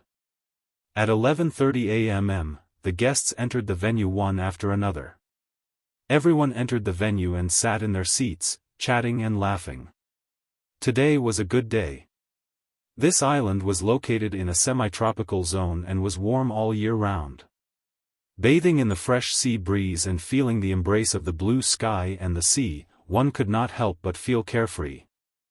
At the main venue of the wedding, many children of the VIPs were smiling and taking photos in front of the arch decorated with flowers. Most children liked beautiful things. Some of the children who loved to cry would forget to make a fuss in this romantic atmosphere. They would sit in their parents' arms and smile innocently. Mu Yaja's group of brothers also rushed to the venue and started to entertain the guests. Yun Yecheng pushed Yun Yeho's wheelchair and sat down under the arrangement. Yun Yeho looked around at the romantic venue and could not help but sigh. This venue seems to have been prepared with great care. Chapter 1785. Surrounded by such a romantic atmosphere, she did not even dare to raise her voice. Yun Yecheng nodded with a smile. It's a once-in-a-lifetime engagement, after all. The preparations must be meticulous. This shows that Shishir's fiancé dotes on Shishir a lot. He put in the effort to give her such a romantic wedding. Today is a good day, I'm so excited that I can't sit still. Yun Yecheng smiled. You just have to sit still and watch Shishir receive everyone's blessings. Yun Yeho smiled, feeling happy for Yun Shishir from the bottom of his heart. Yun Qingmiao, who was sitting at the side, could not hold back her surging emotions. All her attention was on the romantic setting of the wedding. Yun Qinli, on the other hand, was looking left and right. She could not help feeling disappointed when she did not spot Gu Xingzi's figure. It seemed that Yun Shishir and Gu Xingzi's relationship was not that good, after all. Gu Xingzi did not attend the engagement ceremony, which meant that the two were not on good terms. Xiangyu, on the other hand, was only focused on observing the guests present. The venue was divided into the groom's and the bride's seats. The bride's seats were filled with Yun Shishir's relatives and friends. Xiangyu, on the other hand, was sizing up the groom's guests' attire, and identity tokens. She was obviously looking for a match. From time to time, she would tug at Yun Qingmiao's sleeves and whisper to her about which guest was young and handsome, which guest was wearing an expensive watch, and which guest looked rich. Xiao Shui, who was sitting at the side, heard all of this. She frowned in disgust and wanted to flare up on the spot. She did not expect Shishir to have such a top-notch relative. What was this? Today was Shishir's engagement ceremony, yet this top-notch relative was actually looking for a rich and powerful man for her daughter. If not for the special occasion today, she would have lost her temper on the spot. Xiao Shui forced herself to hold it in. She planned to bring it up to Yun Shishir after the banquet. At 11:40, the BMW appeared at the gate of the castle on time. When Yun Shishir appeared at the door in her splendid attire, she saw 2 rows of concierges holding gift books in their hands. Their postures were ramrod straight and their chests puffed out. Standing at the end were 2 rows of flower boys holding fresh and tender white roses in their hands. As for the flower boys, she didn't know where Mu Yaja had hired them from. They had delicate features, blonde hair, and blue eyes. Standing in the middle of the cluster of flowers, they looked holy and beautiful. The words of the white rose symbolized respect and holy love. Only you are compatible. At the same time, it also means that you belong to me. Yun Shishir looked at the beautiful bouquets and smiled. At the entrance of the castle, a red carpet was laid out neatly. At the end of the red carpet was a BMW waiting for her. Mu Yaja stood beside the carriage. When Yun Shishir's gaze fell on him, she couldn't help but be shocked. It was not that she had never seen him in a suit before. In fact, this man had a preference for suits. Perhaps it was because of his status, but he would only take off his suit and change into casual clothes on rare occasions. In the past, he had always worn a well-ironed suit. However, she had never seen a man who could make a suit look so cold, elegant, and noble. Chapter 1786. However, with that handsome face of his, when he appeared in front of her against the light, she was like a young and immature girl. Her heart was stirred and her heart was beating wildly. So handsome. Especially his hairstyle, which had been carefully trimmed. In the past, his fringe naturally covered his handsome eyebrows. It was not messy, but it did not disappoint. Now that he had styled his hair, his handsome face was completely revealed. His deep and mesmerizing eyes were even more captivating, making it impossible for anyone to avoid them. His gaze seemed to have a magical power. When it landed on her body, it made her heart beat like thunder. She was so nervous that she even forgot how to calm her breathing. Wuxia also looked at her with a gentle smile on his lips. It seemed that only because it was her, when he smiled, that gentleness could reach the bottom of his eyes. Suddenly, music started playing. Amidst the sacred music, the flower children held bouquets and sang a sacred and romantic poem in unison. Love is a star shrouded in the morning fog. Without you, heaven also becomes hell. Adorable war horse, subtly trembling, this, shy and gentle embrace, on your beautiful cherry lips, I'm used to using kisses instead of words, my kiss is like a flame from the bottom of my heart. The happiness that kissed me yesterday, has turned into nothingness today, I've obtained sincere love, spending time with you under the parasol tree. A flower child came forward and handed the bouquet of white roses to Wuxia. Wuxia took the bouquet and slowly walked towards her. With every step he took, her heartbeat actually sped up. The person in front of him was standing there, waiting for him to welcome her and hold her hand. Wuxia looked at her. Against the light, his gaze was like a torch, unwavering. Yunshirshi's hands were crossed in front of her as she nervously watched him approach. Her skirt reached the ground, holy and dignified. Even if the wind slightly ruffled her hair, it did not diminish her beauty at all. Speaking of which, temperament was a very strange thing. Some people were born noble, but they didn't have an elegant temperament. As for her, although she wasn't born into a noble family and wasn't born into a rich family, when she appeared at the entrance of the castle, wearing a luxurious dress, her elegant and noble temperament couldn't be concealed and was on the verge of bursting out. Wuxia walked in front of her with his right hand behind his back and his left hand holding a bouquet of flowers.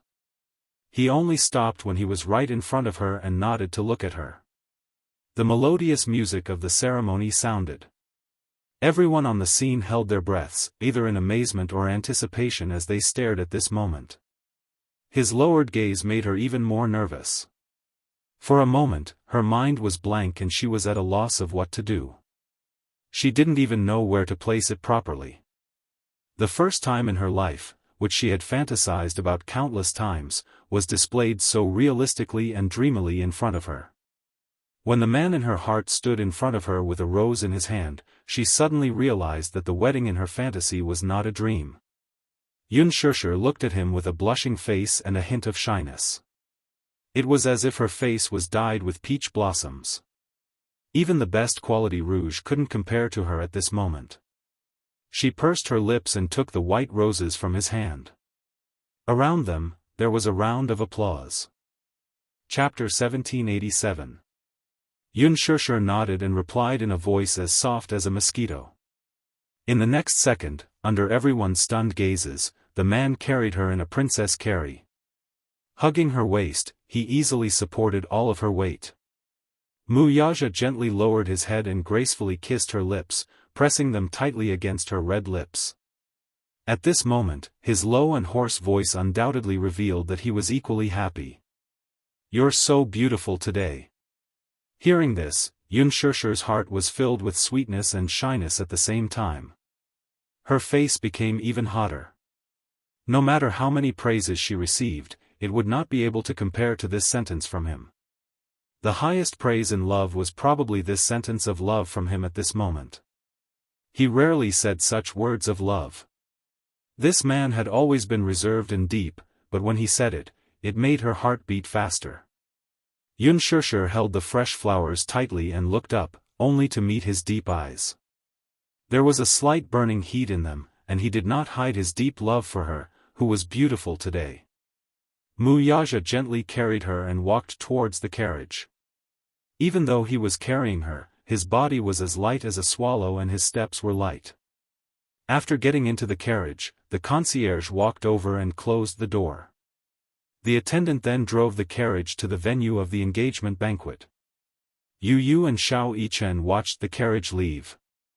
They looked at each other and smiled, then got into the same carriage and immediately caught up.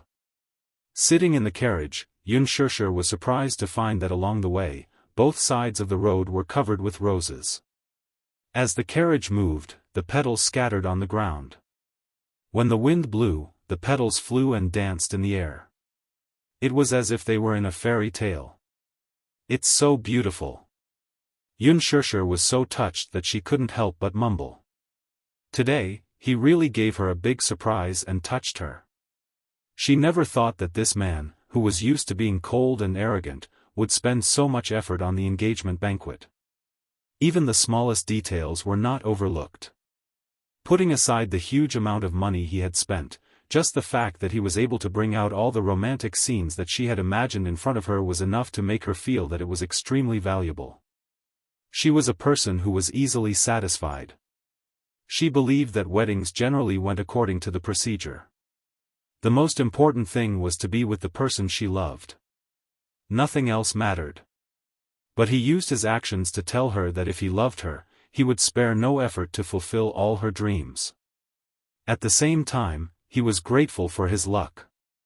Being able to meet him and stay together with him had truly exhausted all of her luck. The smile on her face fell into his eyes, and he quickly smiled as well. Laughter was contagious between people who were close to each other. She suddenly looked up and said, "Wuxia, am I dreaming?" "Why do you say that?" "Because, it's hard to believe, that you've done so much for me. I didn't dare to think that my engagement party would be so romantic, so I was afraid that this was a dream. When I woke up, it would be over and there would be nothing left." Everything that entered his eyes was something that he had only seen in his dreams. Unspoken's worry made him even more amused. He reached out and brushed away the petals that had fallen on her head. He then gently scratched the bridge of her nose. This action seemed to be something that he often did to her. It became the most intimate action between the two of them. He whispered in her ear, "Little fool, this isn't a dream. Everything is real, including me." Chapter 1788. But really, she was really nervous about what she had just seen and what he had just said. Apart from being nervous, she was also looking forward to the upcoming engagement banquet. He looked at her and saw her exposed neck and shoulders. They were fair and delicate, like the graceful curve of a swan. Following the curve, he could see her beautiful fullness. Sexy and charming. Seducing his gaze, he became more and more eager to explore. However, he restrained himself and warned himself that now was not the time to do whatever he wanted. Usually at this time, his ambition would be revealed. He desperately hoped that after the engagement banquet, their wedding would proceed as soon as possible. He was already anxious to keep her as his own. How could he let others think about and covet her when she was so beautiful? "What's the venue like? I'm really curious about how you decorated it," she asked with some anticipation, but he still pretended to be mysterious and blinked his eyes. "You'll know when we reach the venue. You just have to wait quietly for the engagement banquet that I've prepared for you." Unspoken's lips suddenly curved slightly. His answer made her look forward to it even more and her heart felt even sweeter.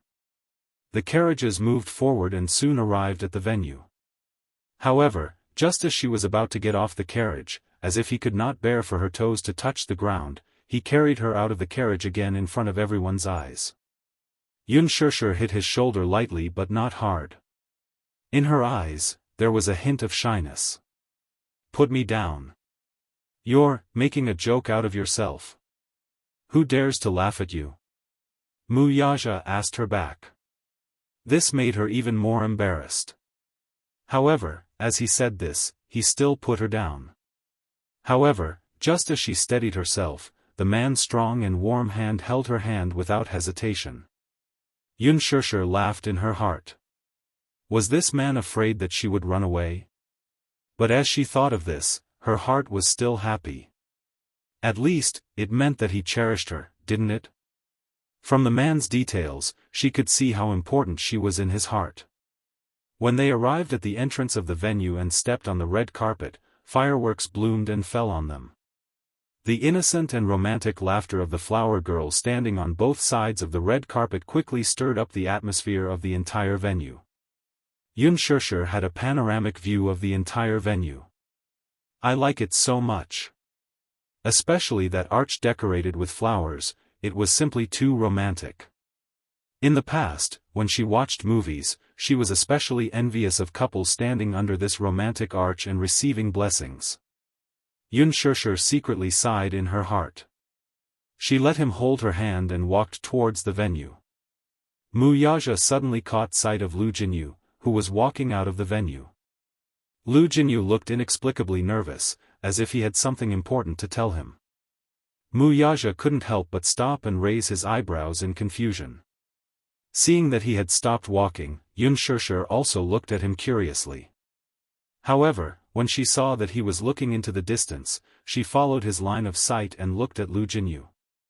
Lu Jinyu walked over and said in a low voice, "Chief, there was news just now that an unidentified armed cargo ship forced its way to the port of the island. A few unidentified foreign men came down from the ship. I don't know what's going on at the moment, but I'm planning to go over and take a look." Chapter 1789.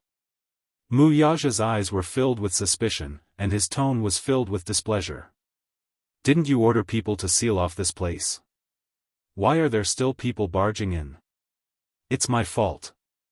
But I've already sent people to guard this place, and the sea route is tightly sealed. I don't know the origin of this cargo ship. I've already sent people to stop them, but because those people are carrying weapons of mass destruction, there's been some conflict at the scene. I'm about to rush over to take a look at the situation." Wuxia's eyes darkened, and a gloomy expression appeared on his face. "You're saying that it's an armed cargo ship that forcefully docked at the port?" "Yes. What other suspicious information do you have?" Lu Jinyu pondered for a moment and then replied, "Based on the information we have, it should be a cargo ship full of military munitions. As far as I know, such cargo ships are usually used by arms dealers to transport military munitions, and they are equipped with a large number of military munitions. These people are very aggressive, and it seems like they want to barge into the venue. However, I also suspect that they might be pirates who hijacked the cargo ship. But it's just a suspicion, and it hasn't been confirmed yet." Wuxia's heart skipped a beat. Arms dealers were businessmen or organizations that engaged in the trade of military munitions.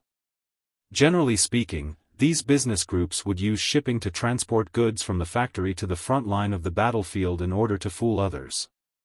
Generally speaking, shipping was a more common method of transport. It was safe and carried large quantities. Generally speaking, cargo ships would be equipped with a large number of well-trained mercenaries.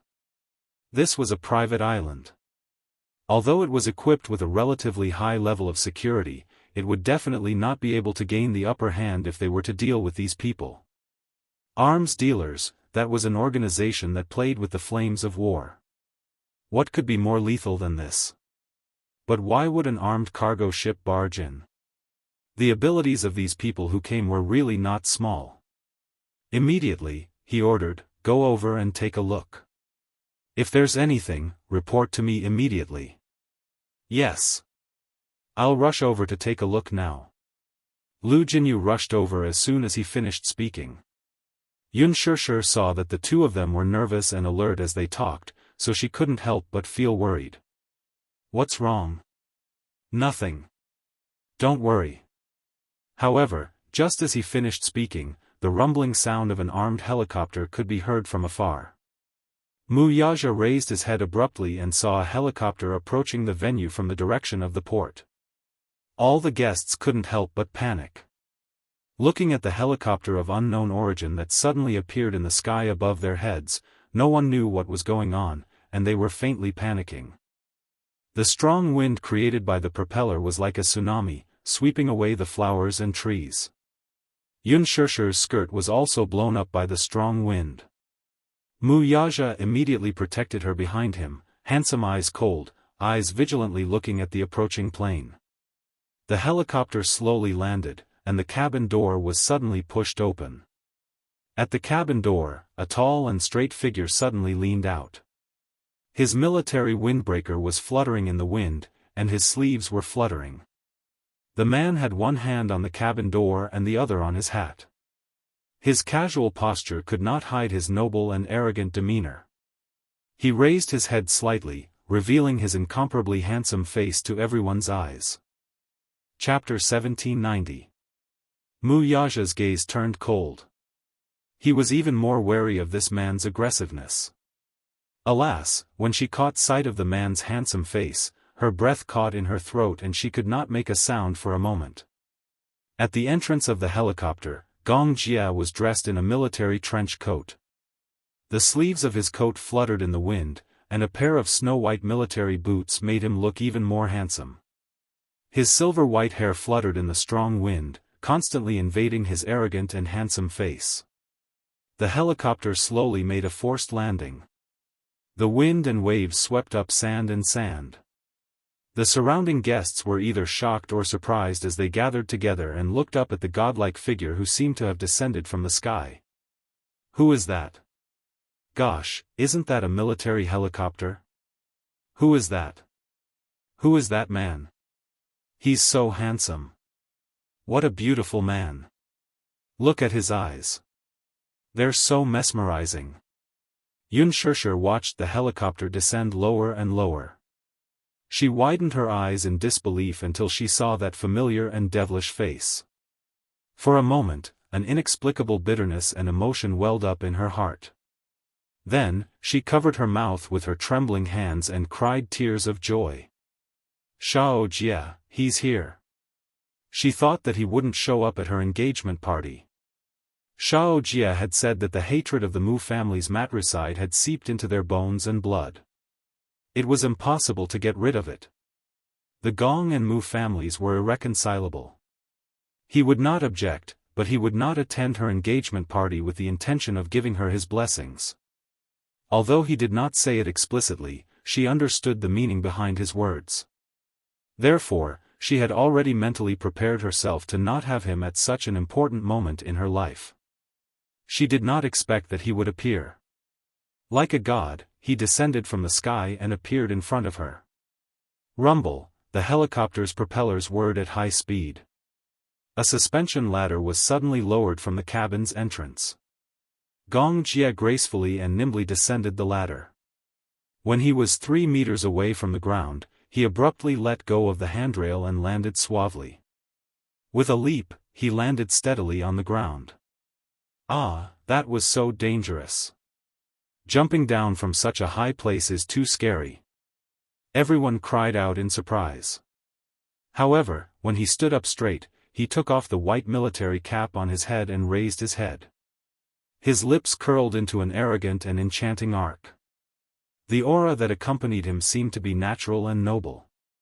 It was dangerous and domineering to the point of being unreasonable.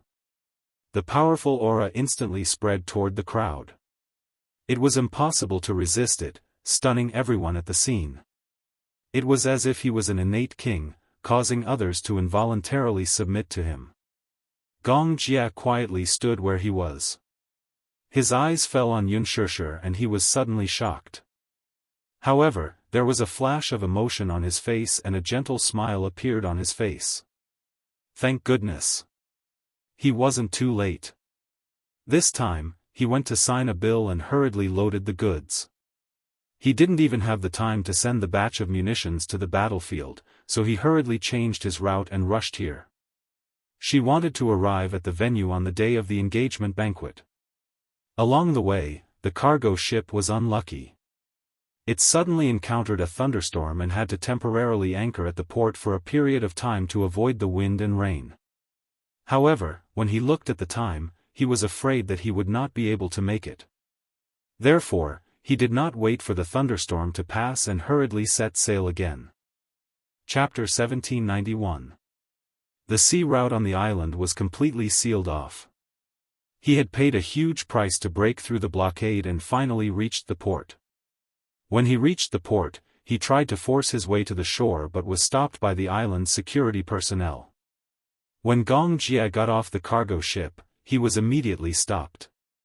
Even though he didn't care about the island's security arrangements at all. He had a group of powerful mercenaries with him. It would only take him a few minutes to break through the defenses and clear a path. However, today was his sister's happiest day. He didn't want to cause too much of a commotion and didn't want to be stained with blood on such a good day. Hence, he used the cargo ship's helicopter to rush all the way to the banquet venue. Fortunately, he wasn't late.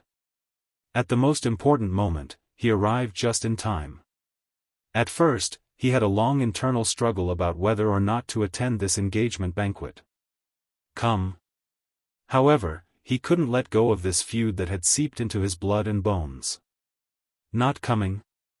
However, he couldn't miss such an important day for his sister. He had already missed 15 years with her. How many more 15 years could he miss? If he didn't come, his sister would definitely be sad and upset, right? Ever since he could remember, Gong Jie could be said to be fearless. Even if he respected his father from the bottom of his heart, he was never afraid of him. However, the only thing he was afraid of was her tears. He couldn't stand by and watch her be disappointed and upset. Hence, he came. He put down all his grudges and hatred and appeared here to give his sister his blessings at the most important moment. Gong Jie stood upright with one hand in his trouser pocket. The windbreaker on his shoulders fluttered in the wind, elongating his shadow. Mu Yaja narrowed his eyes and was a little suspicious of his identity. After secretly sizing him up, his gaze suddenly stopped at the armband on his windbreaker. The family seal of the Hurricane Group was engraved on the armband. Although Mu Yaja couldn't recognize who this handsome man in front of him was, he recognized the family seal at a glance. Hurricane Group? After his mind went blank for a few seconds, his gaze suddenly returned to Su Yangyi's face. A strange suspicion instantly floated into his mind. At first, he merely swept a glance at the man's face, but when he came back to his senses and scrutinized the man's face again, he was taken aback all of a sudden. Gong Jie had a particularly beautiful face. It was indeed inappropriate to describe a man as beautiful. However, it was not inappropriate to describe him. Gong Jie's skin was fair, but his eyes were as deep as a demon's. Especially his thick black eyelashes and dark pupils, it made him look even more enchanting. His thin lips were naturally curved in a devilish arc. Even if he wasn't smiling, the curled corners of his lips gave off a devilish and unruly impression. He was dressed in a long robe, and his face was devilishly charming. His short hair was as white as snow, and his sharp eyebrows made him look even more imposing. However, whether it was the charm or the outline of his facial features, they were extremely similar to Yun Shishi's imagination. If it wasn't for the aura, if the two of them stood together and changed into the same attire, it would be impossible to tell who was who. They were too alike. Hence, Mu Yaja couldn't help but suspect the identity of the man in front of him. Chapter 1792. However, Gong Jie didn't seem to notice Mu Yaja's silent scrutiny. Instead, he walked over to Yun Shishi. After he landed on the ground, the helicopter slowly rose into the air. However, it wasn't in a hurry to leave. Instead, it hovered about 30 meters above the ground. From the helicopter, it looked like it was raining. Countless flower petals fluttered down. So many rose petals. Ah! God, it's so beautiful. This feeling is as beautiful as a shower of petals. The sudden romance and surprise surprised everyone. Accompanied by the continuous exclamations, Gong Jie smiled as he slowly walked over to Yun Shishir amidst the shower of petals. Yun Shishir's heartbeat started to beat violently once again. In an instant, the rhythm of her heart was messed up. It wasn't until he was right in front of her that she came back to her senses. She blinked her eyes and a line of tears fell from her eyes. When Wuxia saw this scene, he furrowed his brows. The guess in his heart kept jumping. Hence, when Yun Shishir walked out from behind him and walked towards Gong Jie, he actually didn't stop her. Gong Jie looked at her. It was as if in this vast world, everything in the world was overshadowed. Only she was filled with vibrant colors. Other than her, no one else could enter his eyes. He stood still in front of her. Following which, he gently reached out his hand and tucked a strand of hair that had been messed up by the north wind behind her ear. "Sister. I'm late," Gong Jie said apologetically. His eyes curved as if he was smiling innocently, yet it also seemed like he was acting coquettishly towards her. However, when he saw the tears seeping out from the corners of her eyes, his heart ached as he knitted his brows. He said helplessly, "Sister. What's wrong with you?" She was actually crying. Yun Shishir pursed her lips and choked out in grievance, "I thought today I wouldn't see you. I thought you wouldn't be willing to come, little fool. How could I not come to your engagement ceremony? But you didn't pick up my calls. I called you, but I was told that you weren't in the service area. I thought you were deliberately avoiding me." The more Yun Shishir spoke, the more aggrieved she felt. Tears welled up in her eyes. Seeing this, Gong Jie was even more at a loss. He hurriedly tried to stop her tears. His sister had loved to cry since she was young. In front of outsiders, she always liked to play the hero. Although she looked strong, her heart was extremely weak. When he heard that she had called him and he was not in the service area, he did not know whether to laugh or cry. "Sis, if you call my number, it will automatically cut off the signal after I leave the country. When I'm on business trips, I always use a satellite phone. So." Gong Jie smiled helplessly, his handsome eyebrows frowning weakly, but his eyes revealed indulgence and doting. "But look, who is the person standing in front of you now?" "Little Jie, so, here I am. Although I'm a little late, I'm not too late. I didn't miss your most important moment." As Gong Jie spoke, he cupped her face gently and comforted her softly, "So, don't cry, okay? My dear sister, you're the most beautiful when you smile. Today is such an important day. It's not good to cry in front of so many people." Chapter 1793. As Gong Jie spoke, he gently cupped her face and softly coaxed her, "So, don't cry, okay? My dear sister, you're the most beautiful when you smile. Today is such an important day, it's not good to cry in front of so many people." A 24-year-old handsome man was actually trying his best to act cute in front of her, trying his best to make her laugh. Yun Shishir instantly broke into laughter and gently wiped away the moisture at the corner of her eyes. Seeing this, Gong Jie's gaze softened. "That's a good girl. Sister is the most beautiful when she smiles. I love the way you smile the most." Yun Shishir helplessly said, "Shao Jie, stop fooling around. Why do I feel like you're coaxing a child?" "What do you mean coaxing a child?" Gong Jie innocently pursed his lips and then curled his lips, "I'm coaxing my little princess." Then, he suddenly gently lifted her hand, raised it, nodded, and planted a kiss on the back of her hand. He gave her a mysterious wink and coaxed her, "Sister, I'll cast a spell for you, do you want to see it?" Yun Shishir turned around to look at Wuxia, only to see him standing there expressionlessly.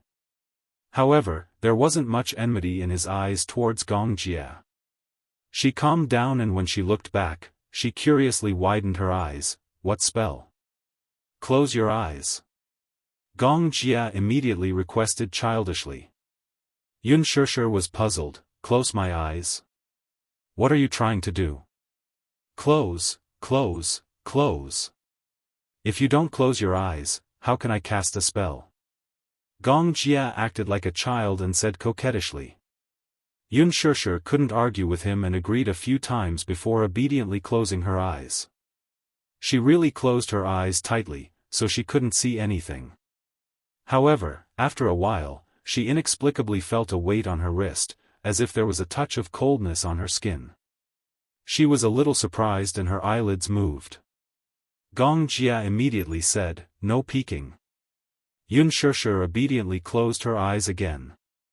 He didn't even dare to open his eyes secretly. After a long time, Gong Jia said gently, "All right, open your eyes." Yun Shishir slowly opened her eyes.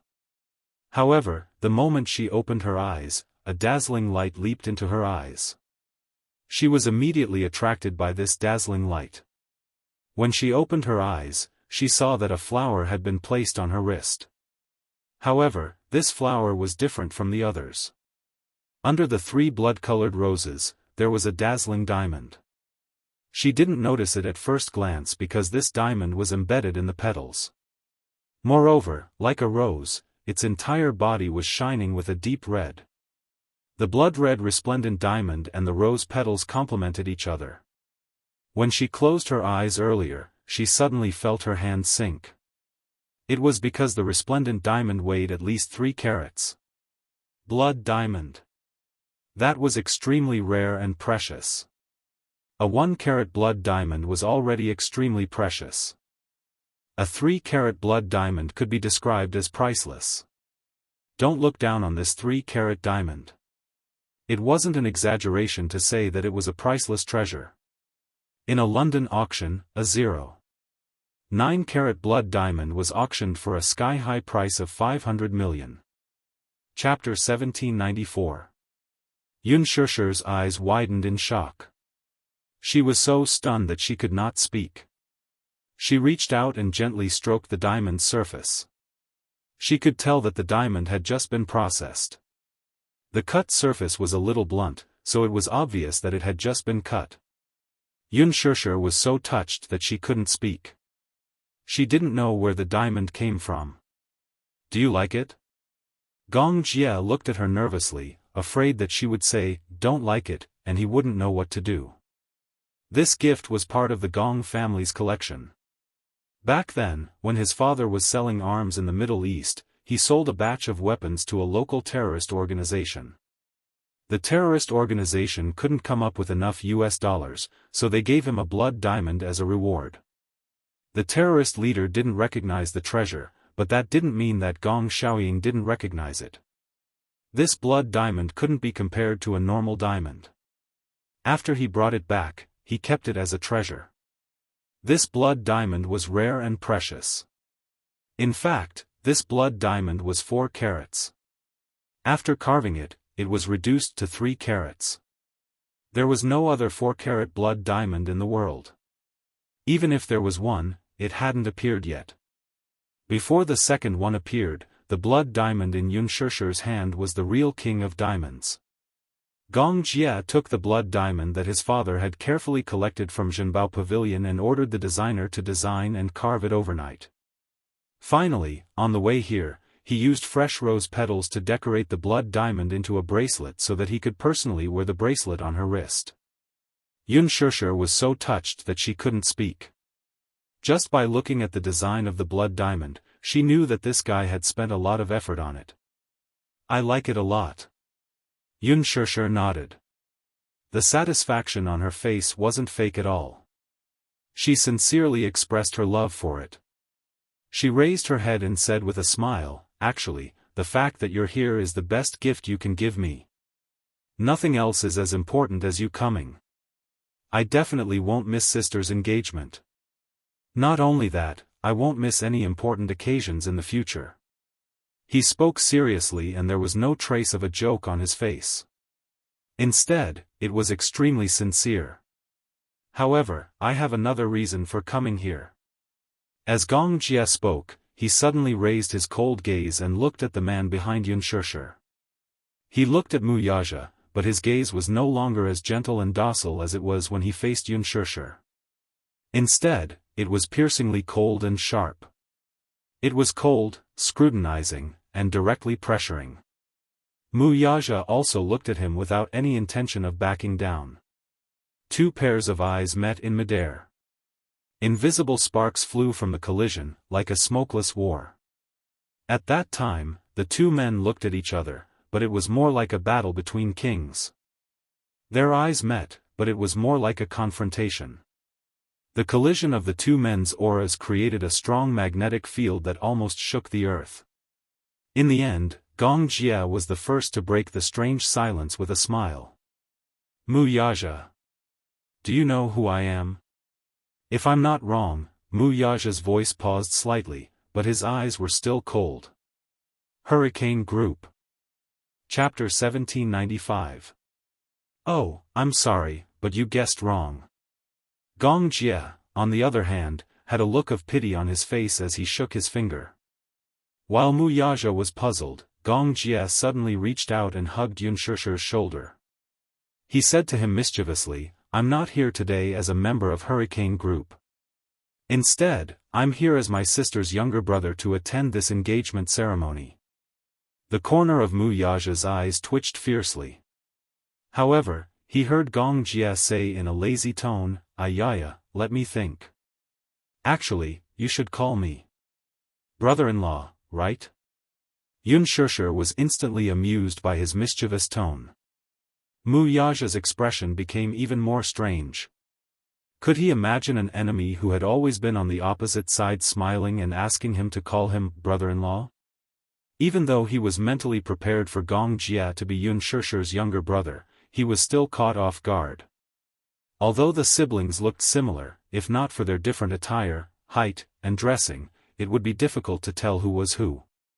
However, Gong Jie calling him brother-in-law still confused a certain man. Yunshishi said helplessly, Shao Jie, you, sister. I didn't say anything wrong. Gong Jie said coquettishly, I'm your younger brother. Since that's the case, shouldn't he call me brother-in-law? Yunshishi raised both hands and compromised. Okay. Yes, you're right.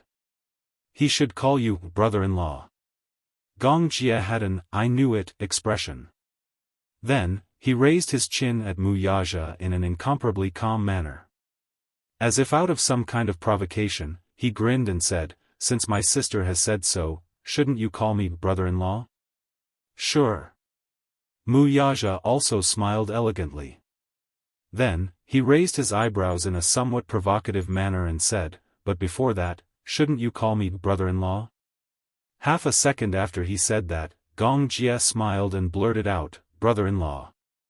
Mu Yaja, Gong Jie laughed in his heart. It wasn't difficult for him to call him brother-in-law. Since he had come here, he had already prepared himself mentally.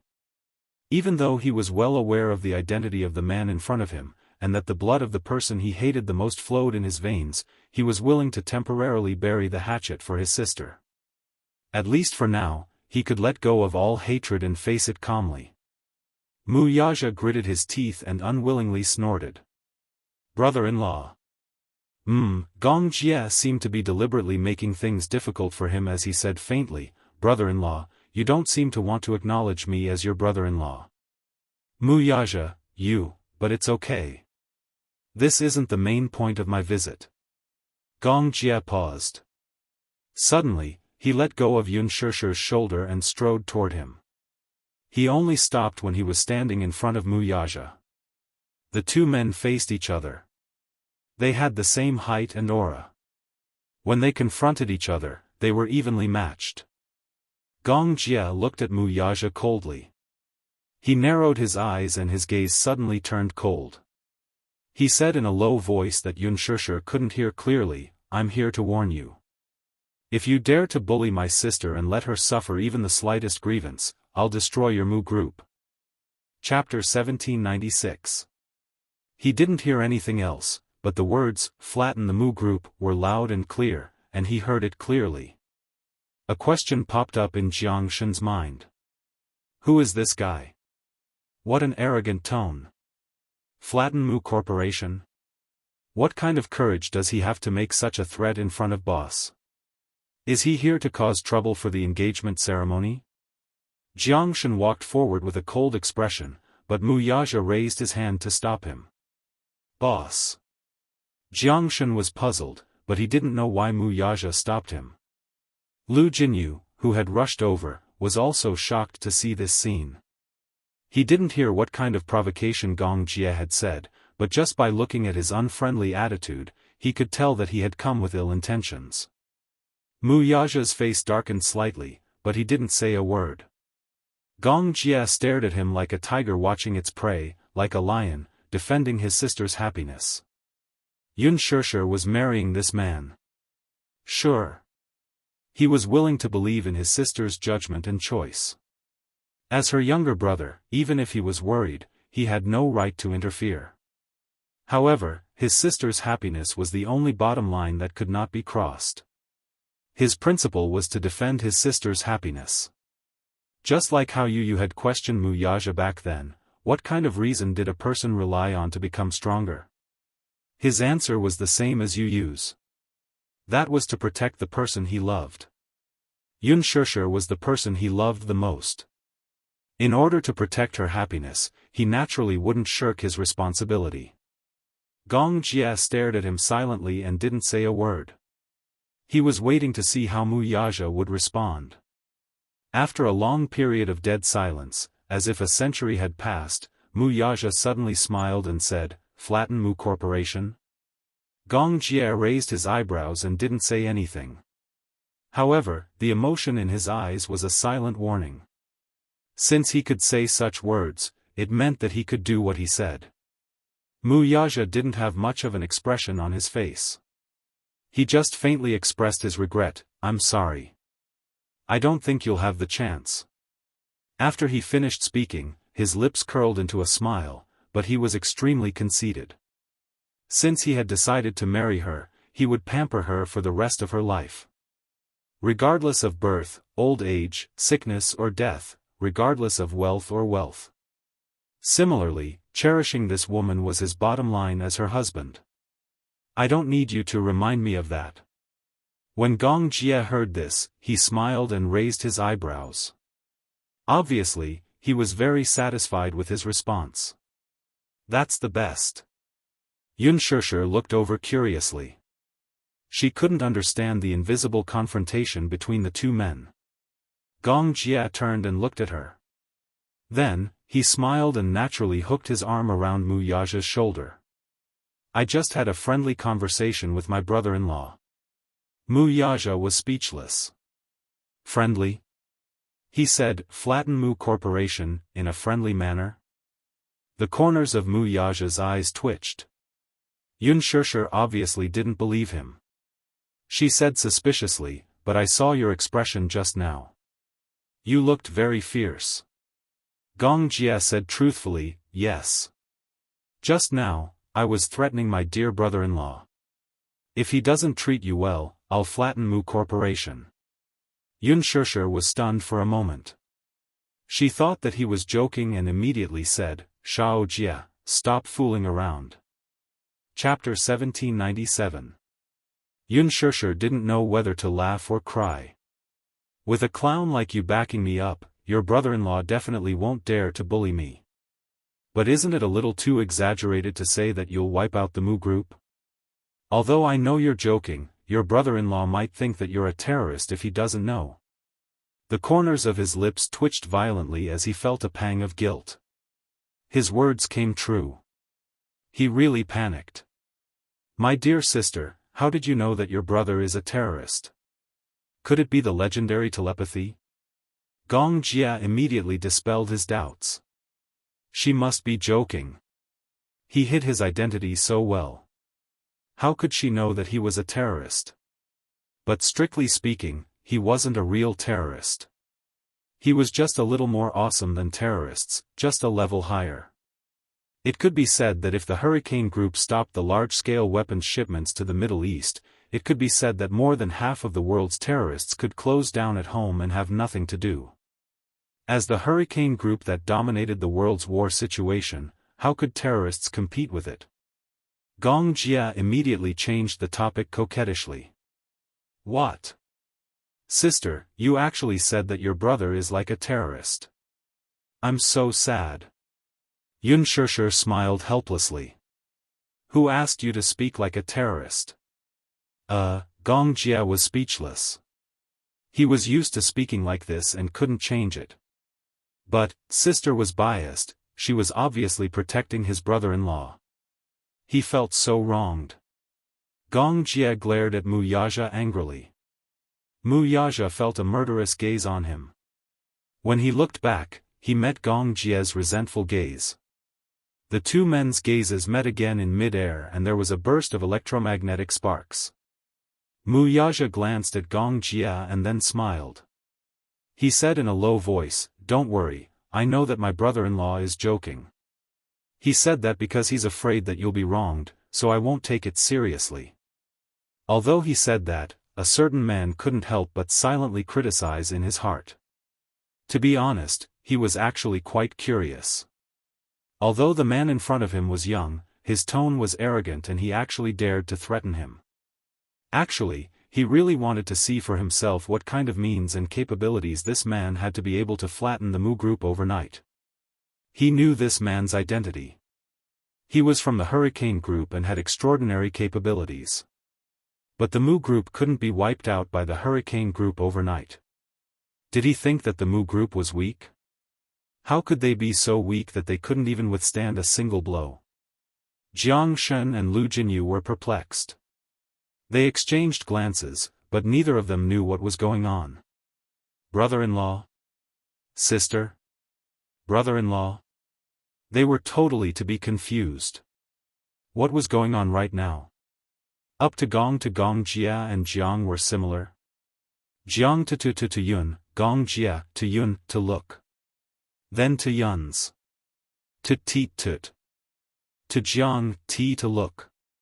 TTTST biological siblings?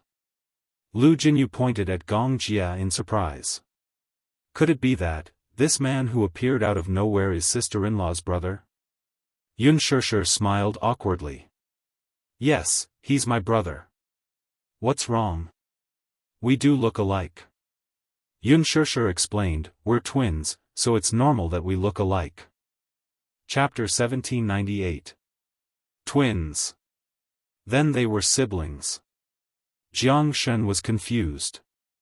He suddenly interrupted, cleared his throat, and pointed at the helicopter hovering in the sky. Moreover, a burly mercenary was standing at the cabin door, scattering flower petals like a celestial maiden. He asked quietly, whose helicopter is this? Gong Jia said calmly, it's mine. Yours? Jianghu pondered for a moment. Then, he suddenly thought of something. Then, he asked quietly, in that case, the armed cargo ship that forcefully broke through the blockade and docked at the port is also yours? Yes. It's mine, Gong Jia broke out in cold sweat and felt guilty. Then, he said righteously, but what do you mean by an armed cargo ship? It's obviously an ordinary cruise ship. Don't talk nonsense. An ordinary cruise ship? Jianghu narrowed his eyes suspiciously and sized him up. F***CK. Did he really think he was retarded? How could he not tell a cruise ship from a cargo ship? Moreover, who would stuff hundreds of containers full of firearms on a cruise ship? Also, how could an ordinary cruise ship forcefully break through the blockade of the route and dock at the port? Moreover, who had seen a cruise ship equipped with long-range missiles and large-scale cannons? Who had seen it before? Who had seen it before? This guy was lying through his teeth. Jianghu said, sister-in-law, your brother can't be, he was probably an arms dealer. Gong Jia snorted coldly. Today is my sister's big day. That's why I came all the way here. Yunshishi also asked suspiciously, Shao Jia, is this cruise ship yours? Gong Jia was stunned for a moment, then said, it's mine. Yunshishi asked again, what do you do for a living? I'm a businessman. I have a few private ships to carry goods. Jianghu sneered silently in his heart. He was a businessman. There was nothing wrong with that. He was just an unscrupulous businessman. When Yu and Shao Yichen arrived, they saw Gong Jia in a trench coat standing beside Yunshishi from afar. The corners of their eyes twitched and their hearts skipped a beat. Why did this guy rush over? How did he get here? Suddenly, he realized that he had heard that an armed cargo ship had broken through the blockade and was anchored at the private port of the island. Could it be that this was his doing? Yu rubbed her forehead helplessly. Did this uncle of hers have to be so high profile? Upon hearing the commotion, Yun Yecheng and Yun Yeho walked out as well. According to the procedure, the next step would be for Yun Yecheng to hold her hand and hand it over to Muyaja. For this reason, he deliberately wore a well-ironed suit. Although he was slightly older and had experienced many changes in the past few years, he still deliberately dressed himself up on such a rare occasion. He looked very presentable. However, when he walked out, he saw Yunshishi standing together with an unfamiliar yet familiar man. He was immediately confused. The reason why he said he was unfamiliar was because he had never seen this man before. He said he was familiar because he looked similar to Yunshishi, especially that pair of eyes. It was as if they were cast from the same mold. This is Chapter 1799. Gong Jia turned around and saw Yun Yecheng in a suit. Upon hearing Yunshishi's introduction, he was stunned for a moment and did not react in time. Father? Suddenly, he came back to his senses and understood that this so-called father was probably referring to her adoptive father. Yunshishi continued, when I was 9 years old, he was the one who brought me back to the Yun family and adopted me at the welfare center. Although he's my adoptive father, he's always treated me like his own. Even though I'm not his biological father, he's never mistreated me in any way. In my heart, he's my father. Shao Jia, you should call him uncle. Gong Jia nodded obediently at his mother's words. Following her wishes, he greeted the man meekly, hello, uncle. He was used to being high and mighty. Unless it was in front of his father, he would never bow his head to anyone. However, this ordinary man in front of him was different. He was his sister's adoptive father. Since she said that he had always treated her like his own all these years, then he would be grateful to anyone who treated his sister well. After all, this man had taken over the role of a father to take care of his sister all these years. At least, he had saved her from being homeless.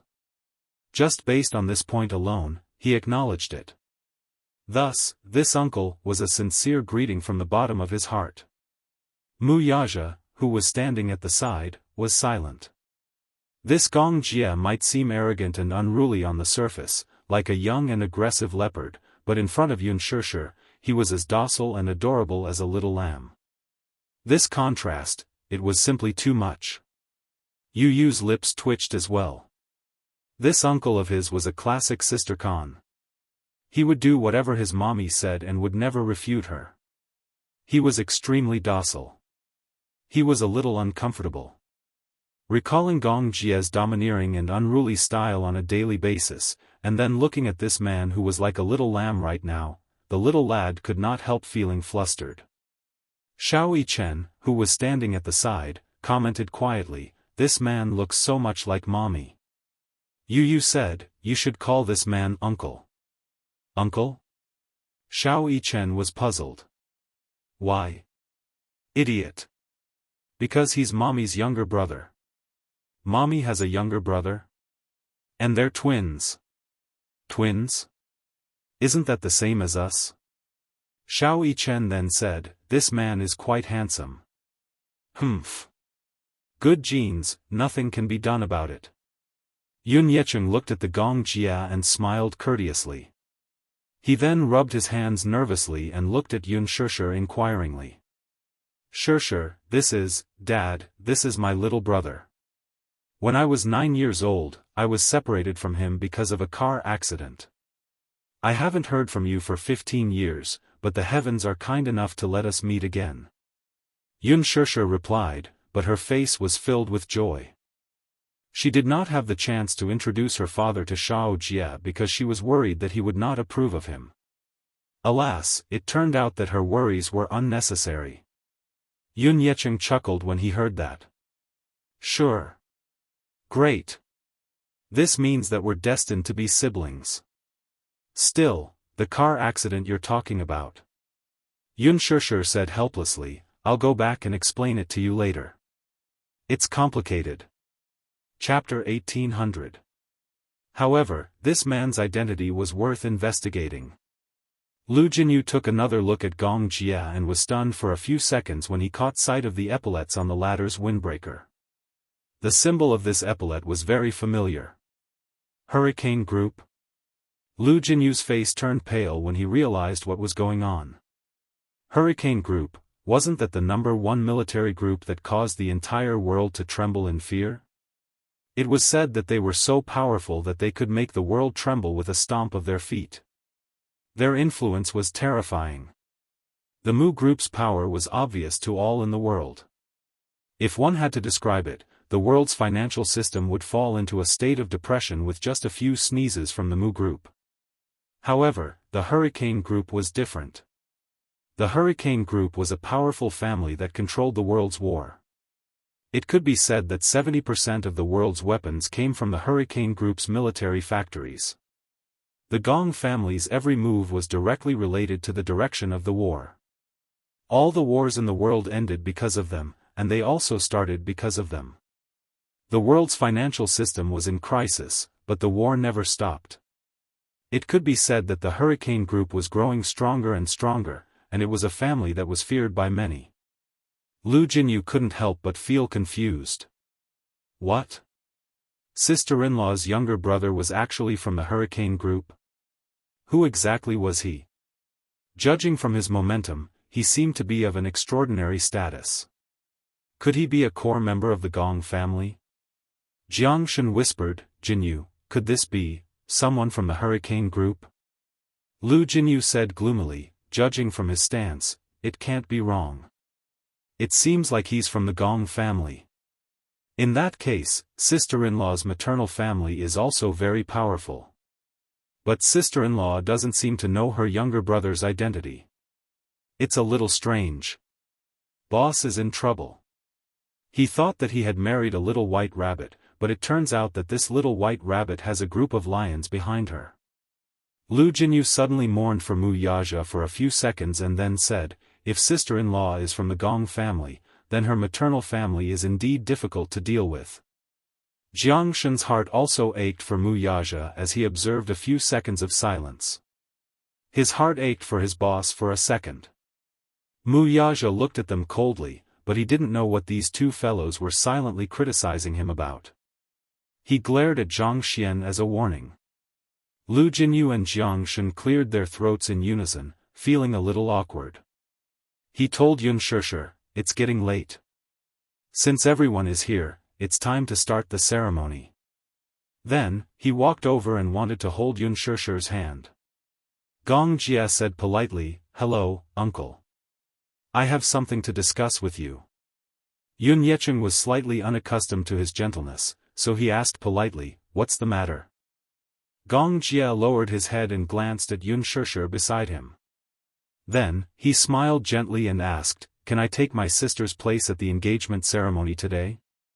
Gong Jia clasped his hands together like a child. Please, please. This is a wish that I've been wanting to fulfill for the past 15 years.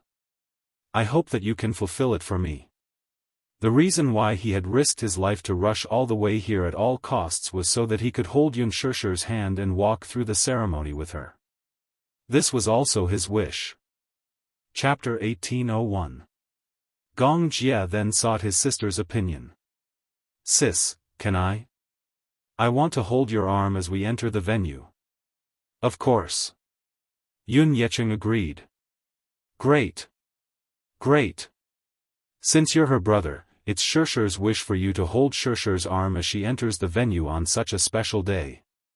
Of course, I'm happy for you. Thank you, uncle. Gong Jie smiled as happily as a child. He suddenly thought of something and took out his walkie-talkie to give an order. Withdraw the helicopter and don't disturb the order of the venue. Everyone, stay on the ship and listen to my orders. Don't move without my permission. Roger, sir. Gong Jie put away the walkie-talkie and gently held Yun Shusher's soft hand. He smiled at her. Sis. Let's go. Okay. Gong Jie then led her slowly down the red carpet. Lu Jinyu and Jiang Shun then hurriedly immersed themselves in the ceremony. When Gong Jie and Yun Shusher appeared at the end of the red carpet, the sacred music played again. All the guests in their seats stood up in unison and looked in their direction. They were either looking at the bride-to-be with anticipation or blessing.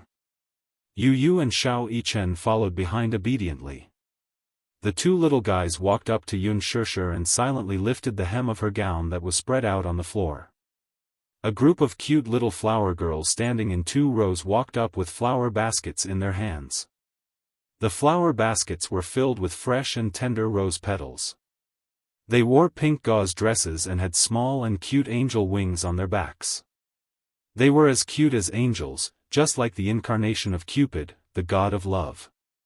The flower girls walked on both sides. Before the engagement ceremony, these cute little Lolas had undergone some training. Hence, when Yun Shusher and Gong Jie appeared on the red carpet, they grabbed the petals in their baskets and sprinkled them over Yun Shusher's head. Some of the flower girls were especially pretty and adorable. They had blonde hair, blue eyes, deep-set brows, and exquisite European features. Some of the flower girls were the guests' children. They had black hair and amber eyes, but after dressing up, they were extremely beautiful. However, gradually, these flower girls saw Yu Yu and Shao Yichen behind Yun Shusher. They curiously surrounded them and asked in their childish voices, "What's your name?" Yu Yu pouted and ignored them. She proudly turned her face to the side. Those little flower girls, however, persevered and went to the other side. While scattering petals, they smiled and said, "Can we be friends?" Yu Yu proudly ignored them. Shao Yichen, however, liked to play with girls. Hence, he said, "His name is Yu Yu." Yu Yu glared at him. "Why did you betray me? Idiot Yu Yu, how can you bear to reject such a cute girl?" Shao Yichen lectured in all seriousness. "Mommy said that you have to be gentle with girls." Yu Yu was speechless. When the guests saw these adorable children interacting so innocently and heard Shao Yichen sternly say, "You have to be gentle with girls," they were amused. These little guys are so adorable. That's right. These 2 children are so handsome. Look at them. They're wearing suits and look as elegant as gentlemen. Chapter 1802. When Yun Shusher appeared in front of all the guests in her splendid attire, they were deeply impressed by her beauty. Gosh! She's too beautiful. Many of the guests had many hazy fantasies about the bride on their way here. Now that they saw it with their own eyes, they were deeply moved. Perhaps, strictly speaking, Yun Shusher was not the most beautiful bride they had ever seen, but she was the most elegant woman. Some people were beautiful, but this beauty was empty and soulless, like a porcelain doll that had a surface but no soul. Yun Shusher's beauty, however, was not limited to the surface. It was a beauty that bloomed from the inside out. Her luxurious gown was like a blooming rose. The ingenious design, not to mention the priceless jewelry on her body, accentuated her otherworldly beauty. Because of her presence, the entire venue became dreamy and illusory, like a fairyland. Her beauty made everyone gasp in admiration.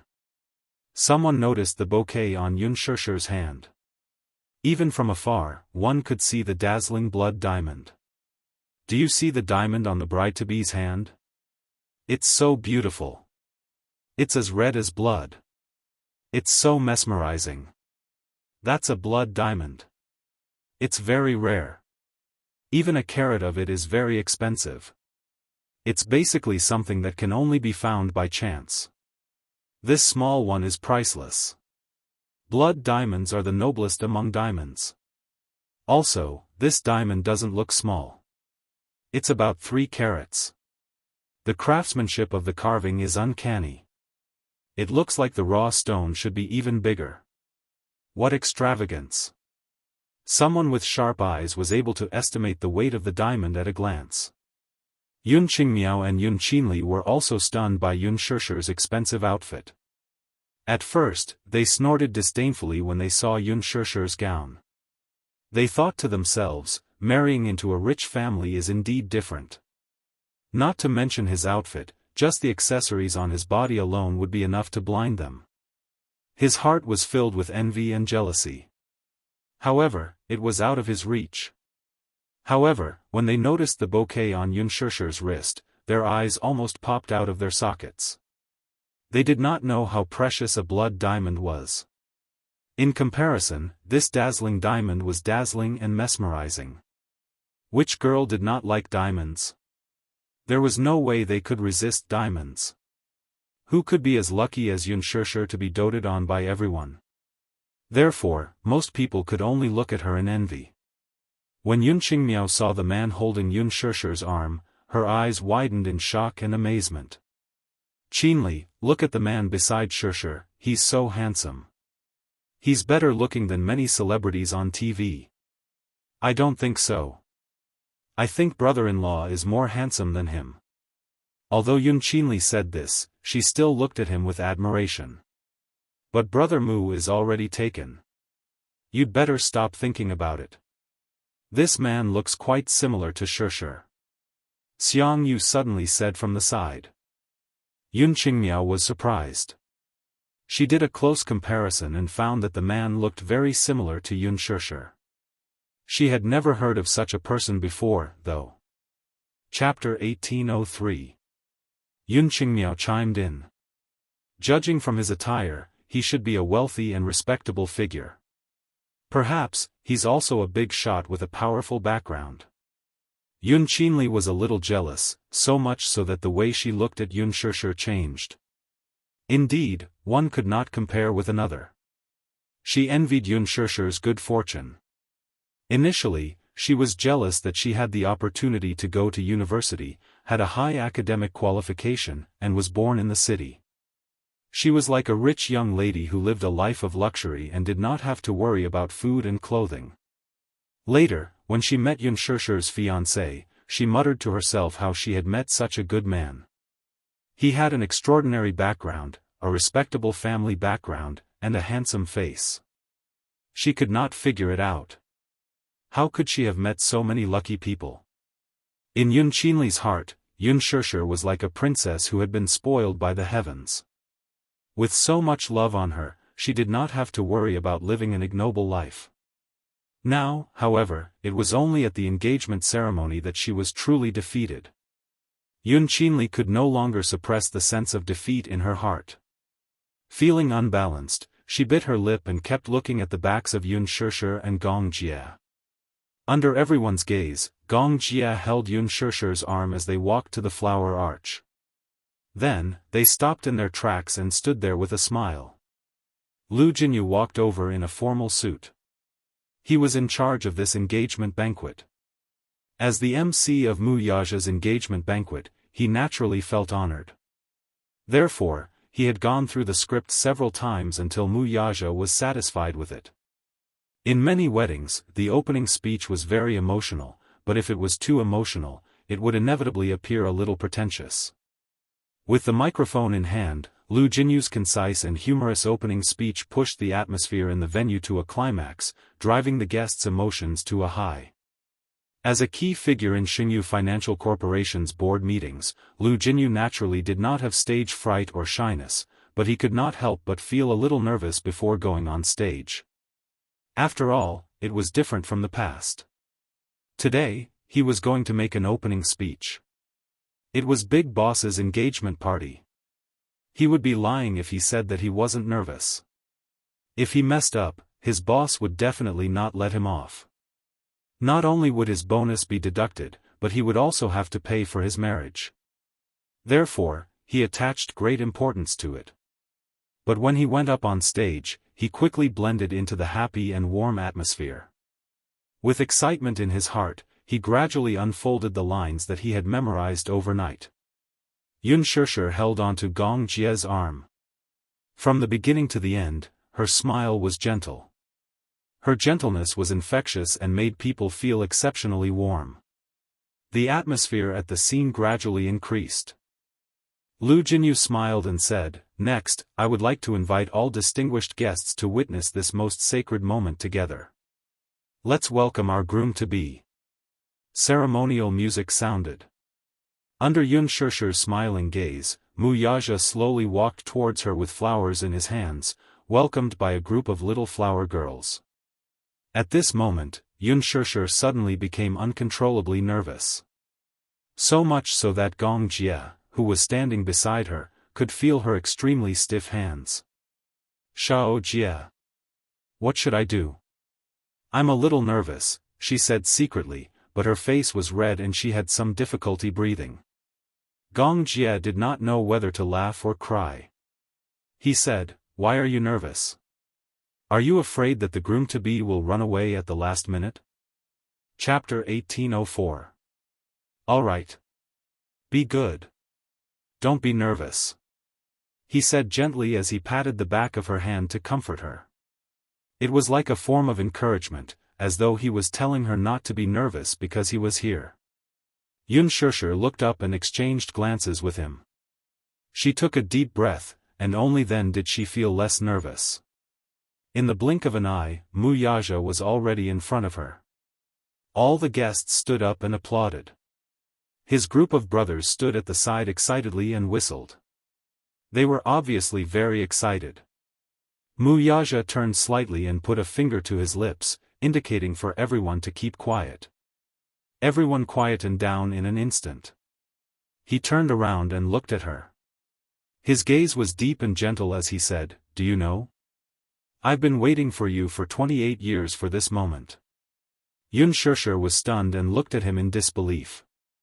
Gong Jie looked at him silently, but his lips curved slightly and he did not say anything. Wuxia's thin lips curved into a charming smile, but he asked gently, "Do you believe in love at first sight?" Xianxia pursed her lips and nodded. Her eyes were a little hot. "I believe in it." She had always believed that love at first sight was a fated encounter. "At first, I didn't believe in it," Wuxia continued, "but when I met you, I felt that you belonged to me. Luckily, it wasn't too late to meet you." "I wasn't late." Xianxia was so shocked that she almost suffocated. He rarely said words of love, but today, in front of everyone, he actually said such words of love that made one's heart skip a beat. Xianxia's face turned red, but her eyes were slightly moist because of it. Wuxia said slowly, "Thank you for making me believe in fate." As soon as he said that, he handed her the bouquet in his hand. Xianxia held the bouquet shyly. The next second, Wuxia hugged her shoulders affectionately and kissed her delicate red lips tenderly. The guests below the stage were also touched and clapped their hands. Some were so touched that their eyes were wet.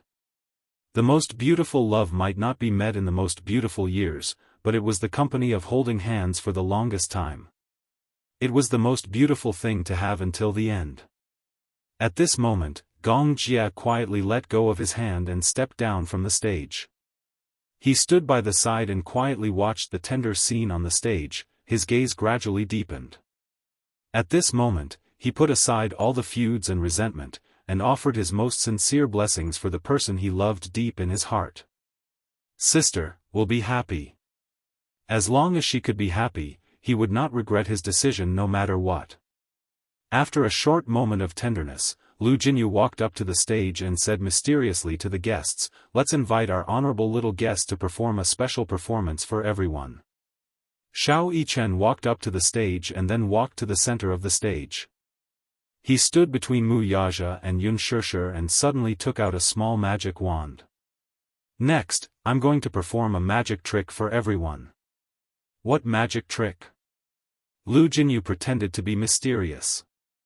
Xiao Yichen, however, learned from Yu Yu's arrogance and snorted coldly. "You'll know when I perform it."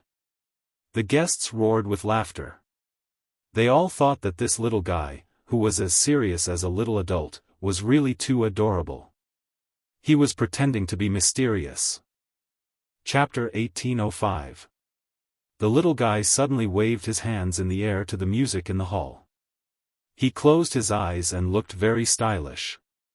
He was imitating the world's top magician, as if he was going to perform a mysterious magic trick.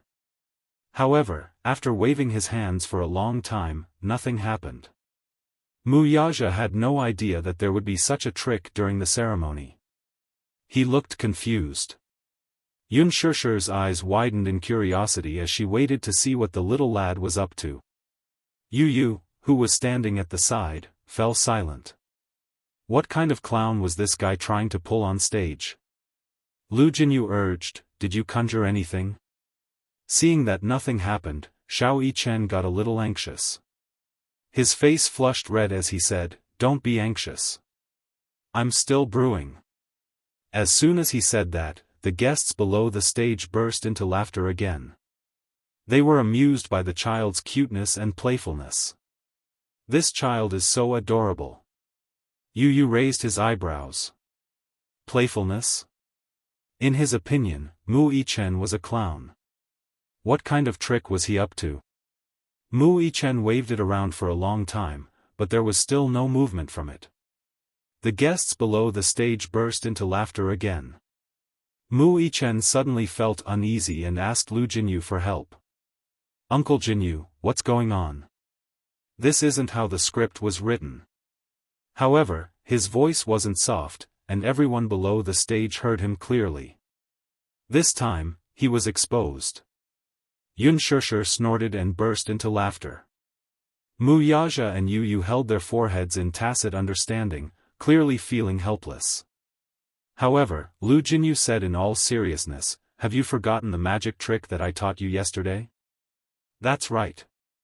This is the trick." "Little fool, Uncle Jinyu will teach you again." As he spoke, Lu Jinyu squatted down and held his little hands. He slowly gestured in the air. Within a few seconds, a flock of snow-white pigeons suddenly flew over from not far away. They circled the ceiling of the venue before flapping their wings and flying away. Xiao Yichen's eyes lit up. This sudden and magical scene surprised all the guests present. However, what was even more surprising was that there was actually a nimble pigeon flying straight towards Mu Yichen. The little fellow immediately stretched out his hand, and the pigeon nimbly landed on his finger, standing steadily on his hand. Everyone looked over and saw that there was a rose in the pigeon's mouth. Under the rose's flower path, there were two exquisite and small boxes. Mu Yichen smiled and wanted to take the box from its little mouth. Unexpectedly, the pigeon had a little temper and turned its head away, refusing to give it to him. Mu Yichen panicked and reached out to grab it. Goo! He was pecked by the proud pigeon. Wah! Mu Yichen looked angry. This pigeon must have been transformed by Yu Yu. Yu Yu had been implicated even when he was lying down. Mu Yichen tried to take it again, but the pigeon pecked his little pink hand again. Mu Yichen looked aggrieved and pursed his lips unhappily. Even a pigeon is bullying me? Everyone was amused by the clown's antics. Even Yun Shishir couldn't be bothered to be reserved. She immediately broke into laughter. Little fool! Yu Yu muttered. She ran onto the stage and flicked Mu Yichen's little head. How stupid! You can't even handle a little pigeon. Xiao Yichen felt even more aggrieved. Chapter 1806. Everyone was amused by the clown's antics. Even Unspoken could not be bothered to maintain her composure as she snickered to herself. Little fool. Yu muttered as he ran to the stage and flicked Mu Yichen's head. You're so stupid. You can't even handle a pigeon. Xiao Yichen felt even more aggrieved as he looked at him. He was so upset that he was about to cry. Stupid Yu, why don't you do it if you can? Yu snorted arrogantly, but he still reached out and gently patted the pigeon's head. His gentle touch quickly won the pigeon's trust. Yu smoothly took the box. Then, he turned around and handed the 2 boxes containing the rings to Mu Yaja. Mu Yichen was dumbfounded, unable to believe what he had just seen. Yu seemed to have telepathy with the pigeon. That's not fair. It turned out that this was the sacred moment of exchanging rings, and they had purposely used the most innocent and unique way to present it to the public. Yun Qingmiao and Yun Qinli stood on their tiptoes to look at the stage, curious as to what was in the boxes. From the looks of it, they were probably exchanging engagement rings. Yu beamed. Yu and Xiao Yichen wished Daddy and Mommy a blissful marriage for 100 years. We hope that Daddy and Mommy will always love each other and grow old together. This is the gift we prepared for Daddy and Mommy on this important day. His sweet words instantly made the guests below the stage laugh. Some of the guests knew about Mu Yichen, but they knew very little about Yu. However, when they saw that Yu and Mu Yichen looked alike, they knew that this child was probably Mu Yichen's younger brother. It was probably because Mu Yaja was eager to protect his son that he did not expose him to the public too early. Yu had said that this was a secret gift for her parents, but it was not just for show. This pair of engagement rings were personally chosen by Yu and Mu Yichen. Of course, this pair of diamond rings was not cheap. However, this was a small token of appreciation from Yu and Xiao Yichen. Unspoken did not know about this. However, Mu Yaja knew about it. Before the engagement ceremony, Yu had secretly found him and told him about it. It turned out that the 2 little guys wanted to use their private savings to personally choose a pair of engagement rings for them as a token of their sincerity. However, he couldn't let Unspoken know about it. Mu Yaja, on the other hand, laughed. These 2 were so smart that they even knew to specially choose a gift for the engagement. However, he knew very well that although the 2 little guys were only 7 years old, they were millionaires and had a lot of private savings. He had a rough idea of Xiao Yichen's private savings. As for Yu, as a core member of Hurricane Group, it was natural that he had a lot of money in his hands. That was a very impressive amount of money. Even Mu Yaja did not have a direct understanding of his son's wealth. He only knew that Hurricane Group's financial strength was not inferior to Mu Corporation's. In fact, it might even be stronger than Mu Corporation's. Chapter 1807. When Xiao Yichen found out about this, he wanted to join in as well. He also took out his secret stash of money and said that he wanted to choose together with Yu. Hence, the 2 little rascals started to choose early on. Mu Yaja was a little surprised. Then, he asked curiously about the design that the 2 little rascals had chosen. However, at this moment, the 2 little rascals acted mysteriously and said that they would give him a surprise on the day of the engagement ceremony. Mu Yaja took the box from him. The moment he opened the box, a dazzling light stole everyone's attention. Following the dazzling light, a pigeon's egg embedded with a pink diamond appeared in everyone's line of sight. It was a pair of engagement rings. On the female ring, there was a rose gold ring holder with a 2-carat pink diamond embedded in it. The unique design and exquisite craftsmanship made it look like a work of the gods. There were a total of 121 exquisite facets. The entire ring was so dazzling that one could feel its unique radiance even from a distance away. It was not to say that the bigger the diamond on the ring, the better it was. On this point, one could not help but praise Yu's taste. Although the diamond was only 2 carats, its purity, color, and craftsmanship were all top-notch. On the other hand, Mu Yaja's engagement ring was similarly luxurious but reserved. There were no unnecessary decorations or embellishments. It was also a rose gold ring, but the design was extremely novel. The diamond on the male ring was embedded on the reverse side. In the inner part of the ring holder, there was a 20-carat diamond. There was a special saying about this. It meant that the love for her was in the heart and wholeheartedly. Generally speaking, engagement rings were only prepared for the female party. However, Yu felt that since it was an engagement, both her daddy and mommy had to choose a ring. Hence, she chose a ring for Wuxia. Wuxia raised his eyebrows and suddenly smiled. It was obvious that the two little fellows must have spent a lot of effort to choose such a special gift. He smiled at Yu and Wuxian to express his gratitude. Then, with everyone watching, he lifted Yunshirshi's hand and slowly put the beautiful ring on her ring finger. At this point, it was like a silent and solemn declaration of his sovereignty.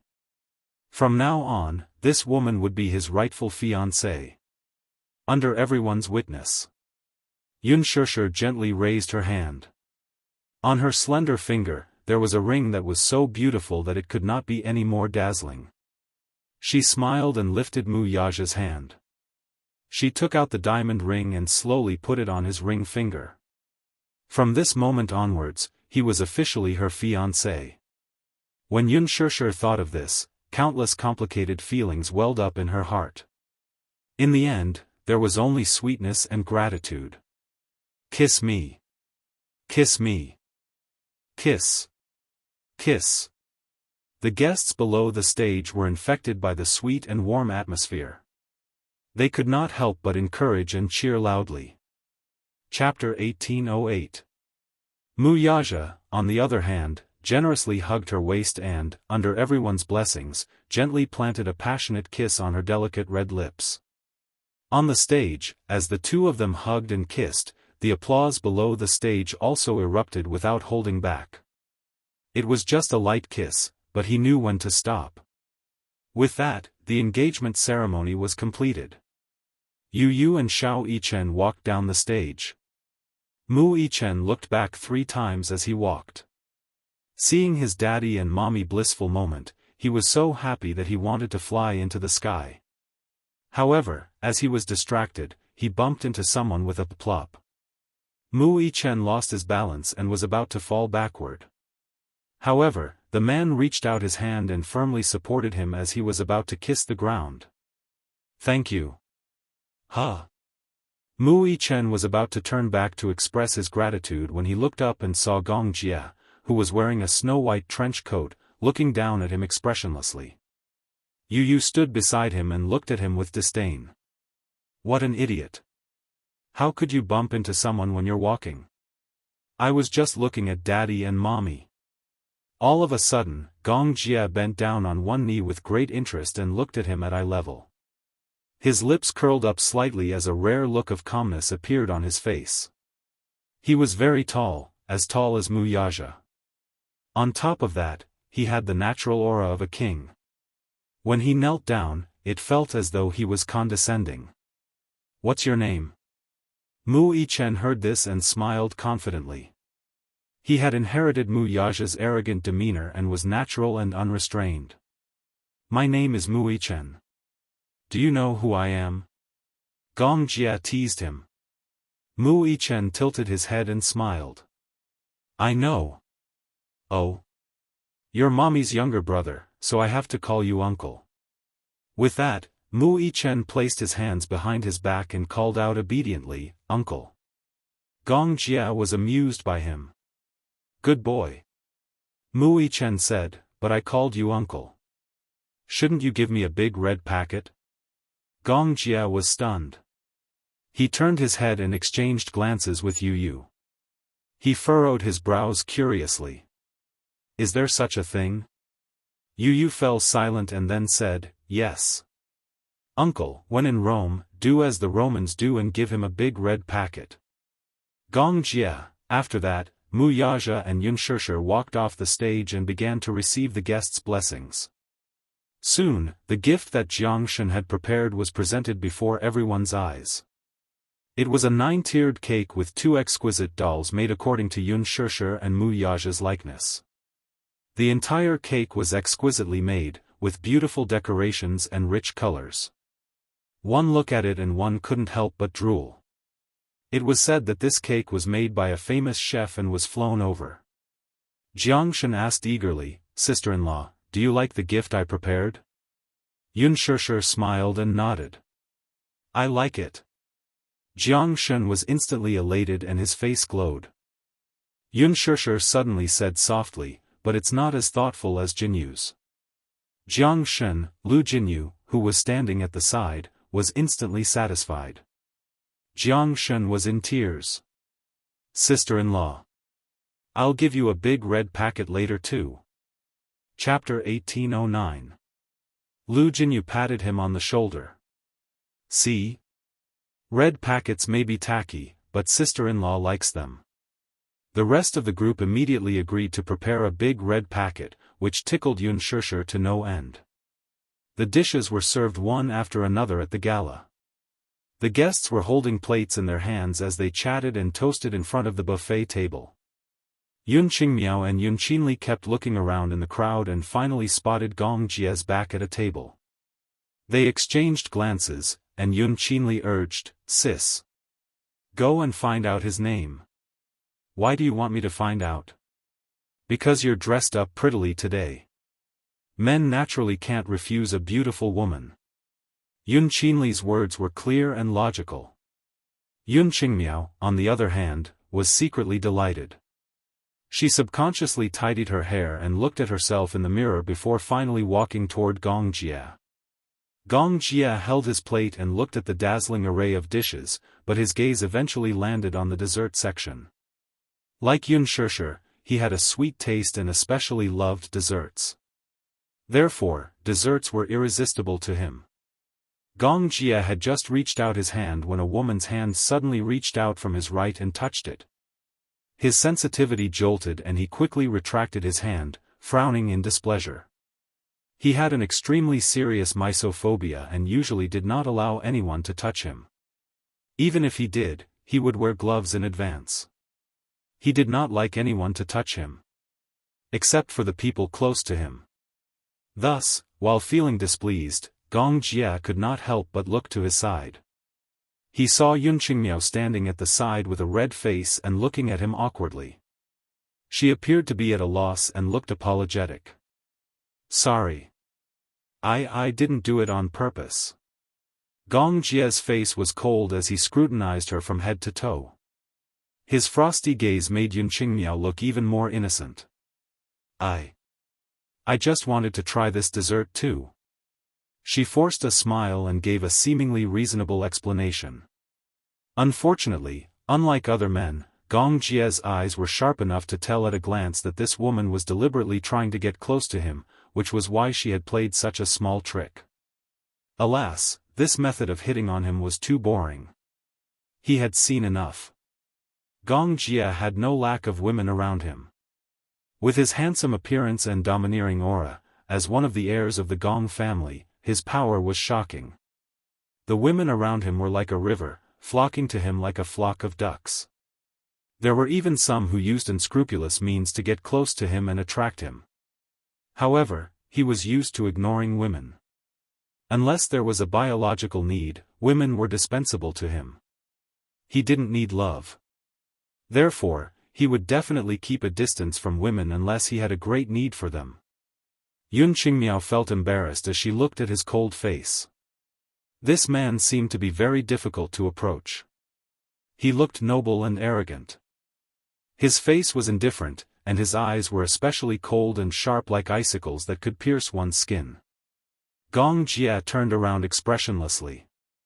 Clearly, he had no intention of paying attention to her. Yun Qingmiao was naturally indignant about being splashed with cold water in front of everyone. Thus, she bit her lip, stepped forward, and gently tugged at his sleeve. Chapter 1810. Gong Jie turned around, raised his hand, and splashed the red wine all over her face. Voila! Yun Qingmiao came back to her senses with the sudden noise, only to realize what the man had done to her. He had splashed red wine all over her face.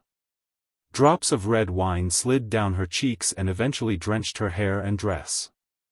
She looked extremely disheveled under everyone's watchful eyes. Gong Jie's cold gaze fell on her.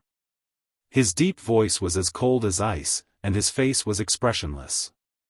"Don't touch me with your filthy hands, okay?" Yun Qingmiao opened her mouth to speak, but when she looked at his cold face, she felt a wave of sadness and even more humiliated. I don't mean anything else. It's just that," Gong Jia impatiently interrupted her explanation. "I don't mean anything else.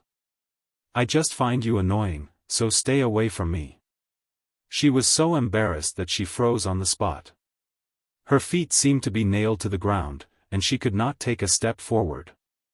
The guests looked in her direction, and for a moment, she was standing in the middle of the discussion. Yun Shishir heard the strange commotion and rushed over with her dress in hand.